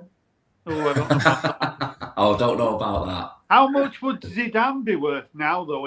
If Elliot Anderson is Hundreds of millions. 20 million, how much is would Zidane be worth now? He's one of the best to have ever done it. I mean, he's incredible. He was incredible. Yeah, he's I got know to be in there. there was like an inflation thing, and when Shearer went from Blackburn to Newcastle, it was 15 million. 15 million, yeah. And according to inflation, that's the equivalent of 230 million now. Yeah. Because it Not was bad for the Premier League's all-time leading goal scorer, is it? 30 years ago, that. So I don't know how much they paid for Zidane. Where did they get him from when Real Madrid bought him? Juventus, was it? Was it Juventus? Yeah, he was at Juventus. Juventus. Where was he before Juventus? Was he not at Marseille? Marseille, yeah. Marseille, yeah. Was it Bordeaux? Marseille or Bordeaux, I think. He's from Marseille. Because at one point, Blackburn Rovers were going to buy him, weren't they? And then there's the famous story about that they passed up on buying Zidane because they said, "Who needs Zidane when you've got Tim Sherwood?" That's like a famous football quote now. I think they passed up the opportunity to buy him for about 4 million or something like that. They were properly scouting him and stuff, Blackburn, but they didn't sign him. Right. And I'm not sure if he was at Juve or he went on to join Juve. But yeah, Blackburn were linked in. Blackburn had the money. Well, You're they right. had Tim Sherwood, so they were all right, weren't they? You're right. It was Bordeaux. Was it Bordeaux? Was it? Yeah. Yeah, that's right, Headley. Yeah, Trevor Francis was the first £1 million player. Yeah, he was. Yeah. I share my birthday with him, so that's why I know that one. Just a bit of random trivia as well with April the 19th, yeah. And who paid the £1 million? It was Forest, wasn't it? It was Forest, yeah. But Brian Clough bought him, didn't he? Yeah. Mm-hmm. And then he just slagged him off for like the first sort of however many months he had him for. But I think he won him. Didn't he score in one of the European Cup finals? I think Trevor Francis. I think he did. One of the ones that they won. Was it 70? Would it have been 78 or 9 or whatever it was? Pretty sure Francis did get him a crucial goal in one of his games, but like one of the big games. But you have to have a look. Yeah, he was Sampdoria, didn't he, with Souness, I think. Blackburn. They've had about 10 quite famous Norwegian football players. Yeah, we did. He scored header in European Cup for Forest, Trevor Francis, yeah. Henning Berg, Stig Bjørneby, won the Liga Cup in 2002. Joshua King, Lars Bohin, Egil Østenstad, Sondre Tronstad, and of course Henning Berg, who was on the Premier League gold team in 94-95. So quite about 10 Norwegians have been on Blackburn. Yeah. Some quality players there, yeah. You lads want to travel to the opposite side of where Jack and Gordon lives, to Dunedin. Oh, okay. And the Dunedin sound. There you go. The Clean. Oh, the Clean, yeah. From New Zealand. Yeah. And that's great, that Morton, yeah. It was a real DIY band who, did their own thing. And yeah, I would say they had a sound that was maybe 10 years ahead of their time, because when I listen to this, I'm thinking, how can Pavement not have heard this and try to basically copy what the Clean were doing? And this is, of course, another vinyl community inspiration from the mighty Ben Rankins from Melbourne. Yeah. Yeah, he's gone. When was that one released? This one, I reckon, is a bit of a later one from 94.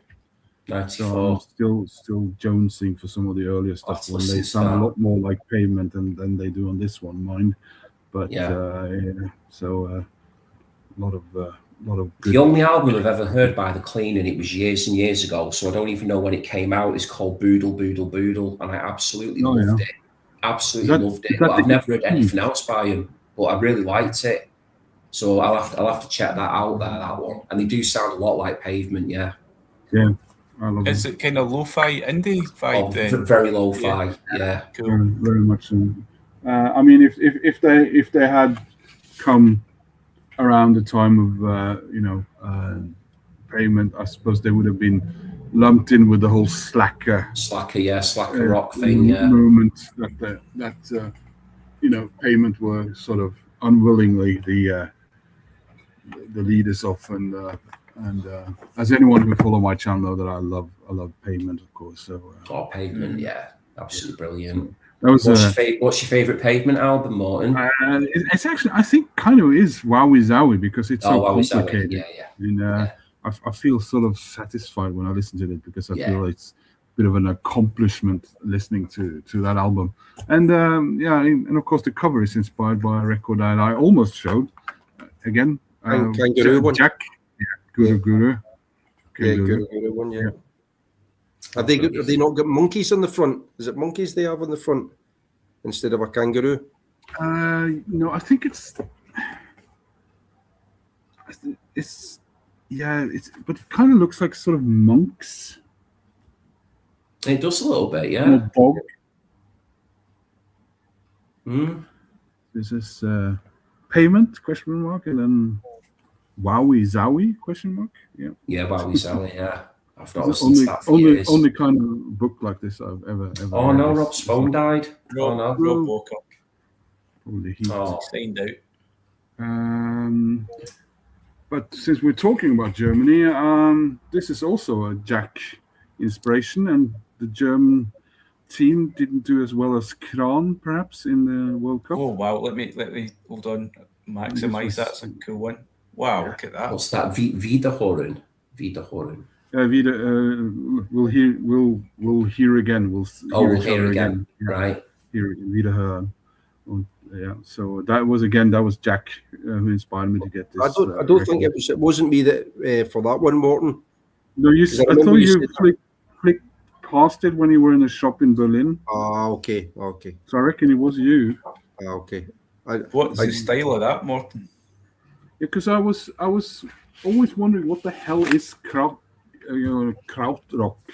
and Jack was talking about various bands when he went on a trip to Berlin and stuff, and I love this album. It's it's a little bit of space rock meets small elements of prog, but with like a funky.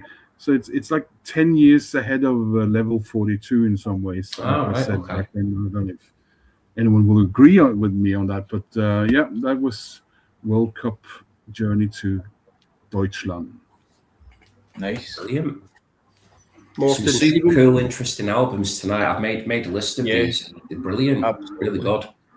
Morton, see when you were showing the Pavement album, do you like the Silver Jews as well? Yes, I only got one record so far, which I think oddly enough is one of the. They made 4, and I think Stephen Malkmus was not present on one of them, and that's the one I got. I think he's in the early albums, isn't he? I think he's on 1, 2, and 4, but the guys were absent because it's basically 2/3 of Pavement and that Dave Berman, who of course has since passed away, so we won't get any more Silver Jews. But I really like that. So I'm now complete with Pavement on vinyl and Stephen Malkmus solo on vinyl, and I got the Hard Quartet, which I saw last year. That's a good one. His super group.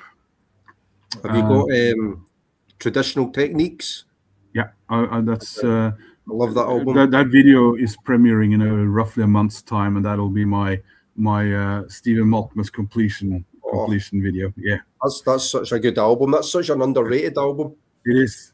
I mean, Stephen Malkmus acoustic is a very different beast. It's like psychedelic acoustic as well. It's like acid. Acid Folk. Yeah, it's such a great album. That I love that. I picked that album up on like an HMV sale or something like that for.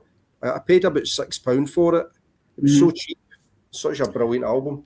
It was the only album I hadn't heard yet because I've gotten all his albums on CD first because my vinyl collection of him started later. So, but I never got that CD. So when I heard that, a month and a half or 2 months ago when I got it, I was like really blown away. That was a very different Stephen Malkmus experience for me. Edley's just saying there he didn't go on the pavement, but he loved the Silver Jews. Right. I'd say another one, if you like Dave Berman, is the Purple Mountains. Have you heard that one? Wow, yeah. That's an amazing album. I love that album. Yeah. We can travel a little bit further if you guys want to. This time I'm going to Mexico. Go on. And this is a Black Braid. So this is a very quite technically proficient, interesting, black death metal from a guy who's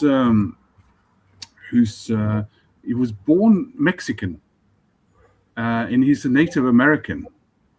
So it's atmospheric black metal by a guy called John Krieger, and he was adopted by American parents who grew up in the States. But he identifies very much with black metal. Being Native American. It was a bit of a controversy here in Norway a few years back where he and his band apparently got drunk and misbehaved, and then they started blaming this festival, which is a Norwegian metal festival with kind of a Norse mythology vibe, and he started blaming them for racism and stuff. But he since apologized and said that it was his own fault for getting drunk. But really interesting stuff. I picked this up at a metal shop in Stockholm last summer. So there's some Mexican World Cup music, if you like. Brilliant. A bit left field for you, perhaps. Yes. If you were not expecting that to come out Mexican black metal. Yeah, We it is weren't actually expecting. a Black Braid in Black one Braid. word. Native American metal What a from a choice. Mexican. What a choice. Wow. Yeah, And yeah. if we continue with this sort of somewhat native and a little bit unexpected, maybe we can travel to Australia. And who, if you have forgotten it, were also in the World Cup. This is King Stingray. It's an Australian band from Yirrkala in Arnhem Land in North Australia. They call their genre Yolngu surf rock. They blend traditional Aboriginal melodies and Yidaki didgeridoos and so on, and their language, which is called Yolngu something, with surf rock, indie, and funk. Wow. The cool thing is about this band is a band consisting of black fellas and white fellas, and several of the members are sons and nephews of the band Yothu Yindi. Oh, okay. You know, the guys, the big hit Treaty. So these guys are definitely from got some good pedigree as far as their musical backgrounds. This is not a Ben Rankins inspired purchase because he does not like them. I think I heard this music playing over some obscure Australian stuff that I tend to look for because I'm a big Australia sort of fanboy, despite my somewhat checkered history with the place, and it's got a nice green. And if you want to listen to one song, Hey, One Haka. Hey, One Haka. That's the song I remember I heard the first time from King Stingray from Australia. Sounds cool. Love it. Very good. Brilliant. Love surf rock as well. Can't beat surf rock. You're in the mood for it. It's good stuff. Very, very cool. Yeah, cool band. really good. It's definitely an album I've never seen before. No. I got their second album as well, actually, and I've had to buy both of them directly from Australia because it was actually cheaper than buying it from whoever was selling it here, because they said, "Oh, this is Australian, and we'll just add 30 or 40 pounds extra on top of this." So it was cheaper to buy it from Australia, from their website, actually. Yeah. That's cool. If you still want to go, we can go to Belgium. Keep going, Martin. You're on fire here. And when we go to Belgium, or België, we go, of course, with Front 242. Industrial, heavy synth music that, I don't know, Nitzer Ebb and Einverstärkte Einbauten, or whatever they would call the DAF, and maybe even Nine Inch Nails would be proud to have made. This is abrasive and aggressive and just absolutely wonderful, if you ask me. So if we are going to bring in some Belgian vibes, and it's not beer or waffle related, then we go with Front 42. Very good. From there, we can travel to the United States properly, and I want to show the Gits. The Gits. And one of the main reasons I want to show the Gits is because this is a vinyl community find for me. I did not know really about the Gits until Russ from Russ TV in Ballard, Washington, or Seattle, where he mostly, I don't know if you guys follow Russ. He does sometimes hang out with people like Norman Maslow and some other people over there, where he comes from.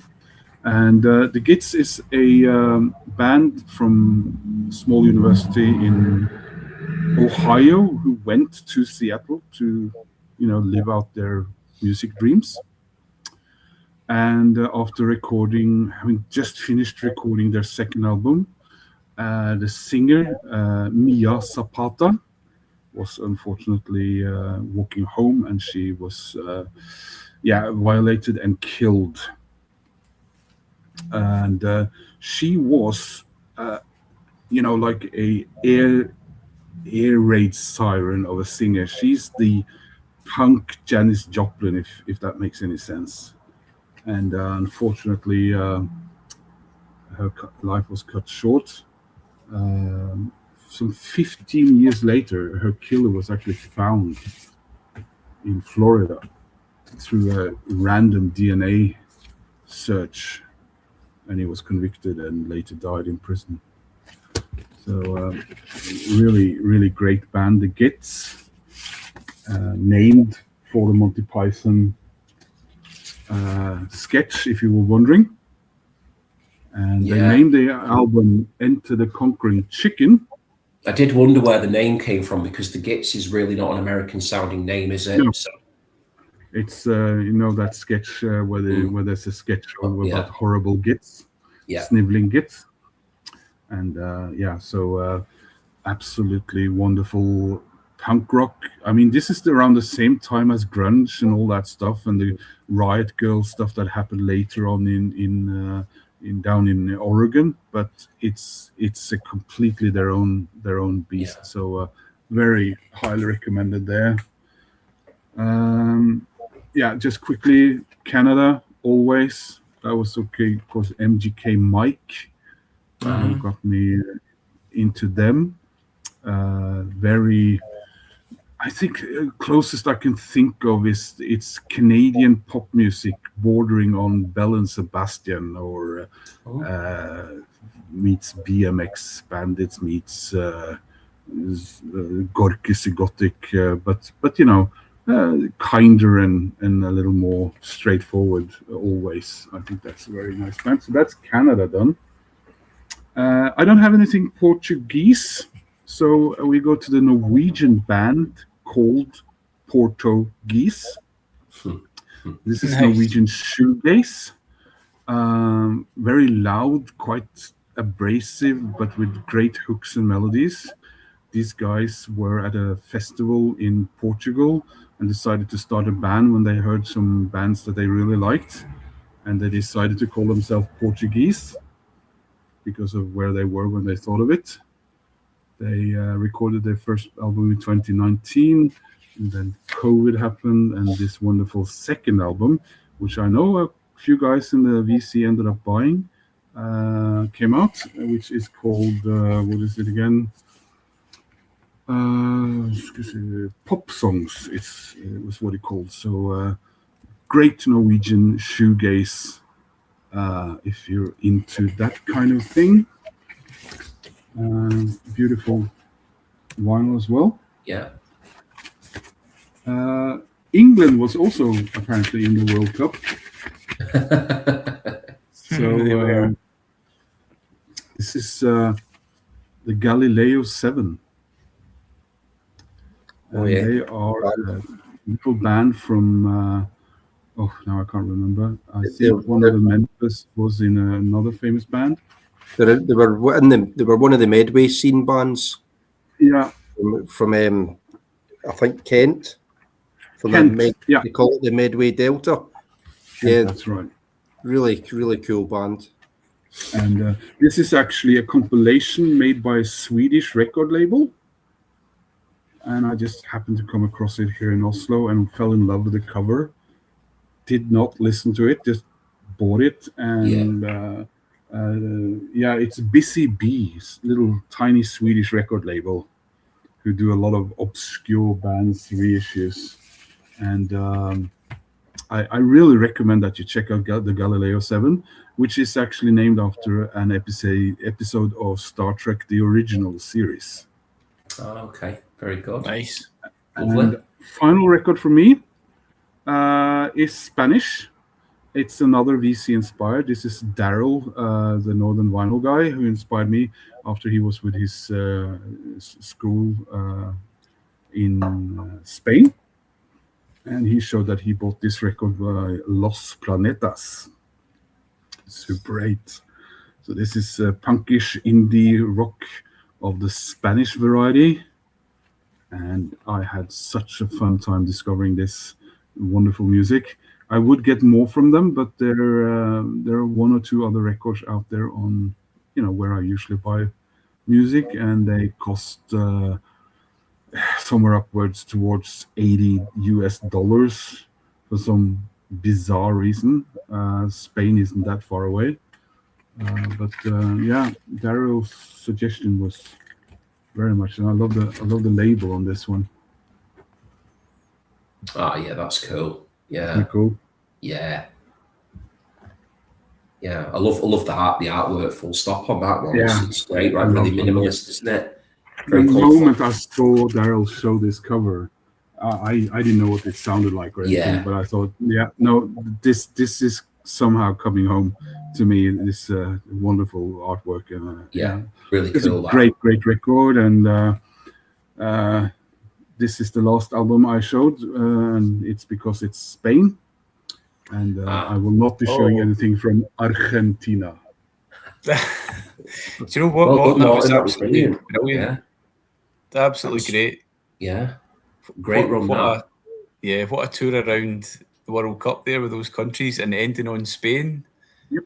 Perfect. That's maybe a good point to start to bring things to an end, guys. I don't know what you think. Absolutely, yeah. Yep. Yeah, now that Rob is gone, there's no point in going on. Rob's away. Rob's away. Is there any point in continuing without Rob? Guys, I want to say thank you so much for joining in tonight. I don't know if... Wait a minute. I'll finish with Jack, though, because I think, Jack, you've got something maybe from Uzbekistan. Oh, have you?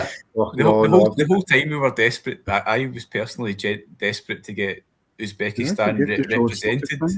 Sorry, guys. I've got nothing from Uzbekistan. I've got something to finish on from Scotland. Oh, come on. So, bit of Frightened Rabbit. My favourite Frightened okay. Rabbit album, the Midnight Yeah. Organ Fight. I love this album. It's very downbeat, very morose, pretty depressing, and I Very think it perfectly summed up Scotland's World Cup. So yeah, brilliant. I love it. The Modern Leper, that opening track's a belter. Okay, every song's on here is brilliant, but obviously anyone who knows this album, it's kind of Frightened Rabbit. They were just completely synonymous with what's his name, Scott Hutchison's suicide. But I think this is their finest moment. I love all the Frightened Rabbit albums, but this has got to be the best. My Backwards Walk, Heads Roll Off. It's amazing. I went to Belladrum Music Festival, and Frightened Rabbit were meant to be playing at it, and it was just prior to the festival happening. Scott Hutchison took his own life, and the Charlatans were big friends with them. And the Charlatans, when they played their set, they did a tribute to Scott and brought the drummer and the guitarist or the bassist from Frightened Rabbit up onto the stage, and they played Heads Roll Off. But yeah, if you don't know this album, give it a go. It's absolutely fantastic.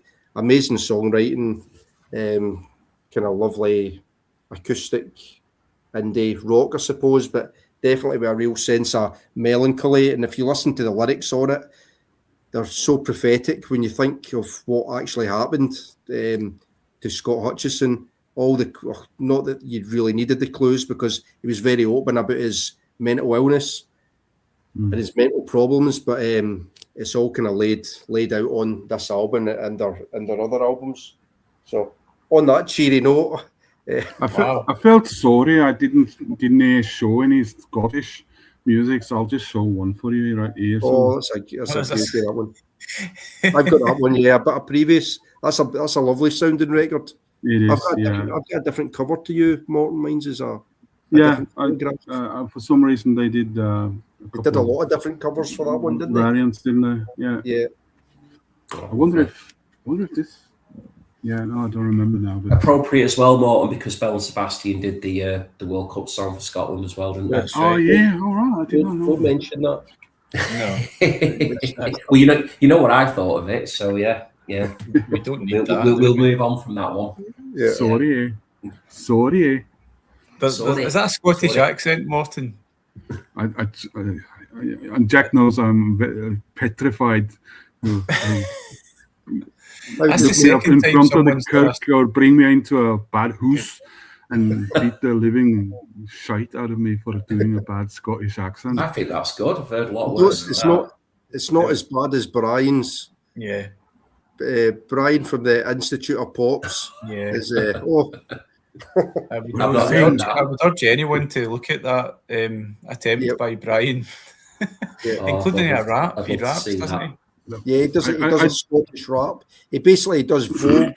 He does the Vogue rap in Scottish. Oh, okay. So yeah, check it out. I think I impressed. I was a Jack with my when I do the talking like I'm from somewhere over there in Wales, like I'm that's good. Rod from the comedy show, and I'm about to show you a huge tattoo of a potato on my shin.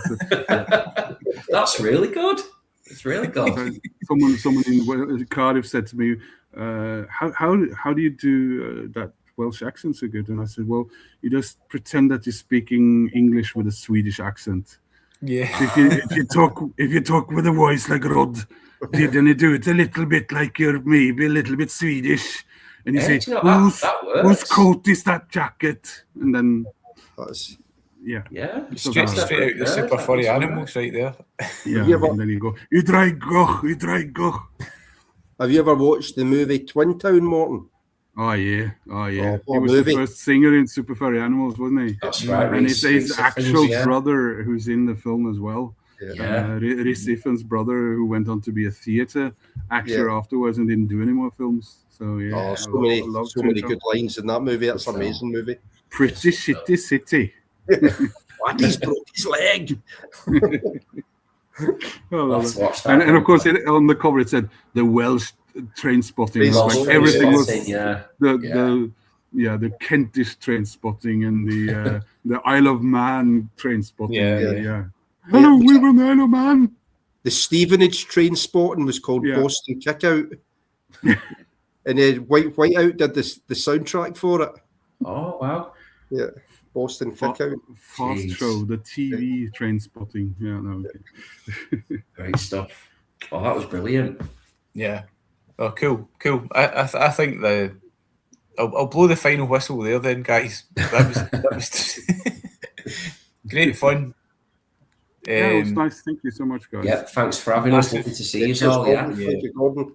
Massive thank you for y'all take the time to come on and show some brilliant records from across the globe there. I really appreciate it. So hopefully catch you another time. But in the meantime, take it easy. All the best. Thank you. See you, Cheers, everyone. guys. See you later. Bye. Bye. Bye.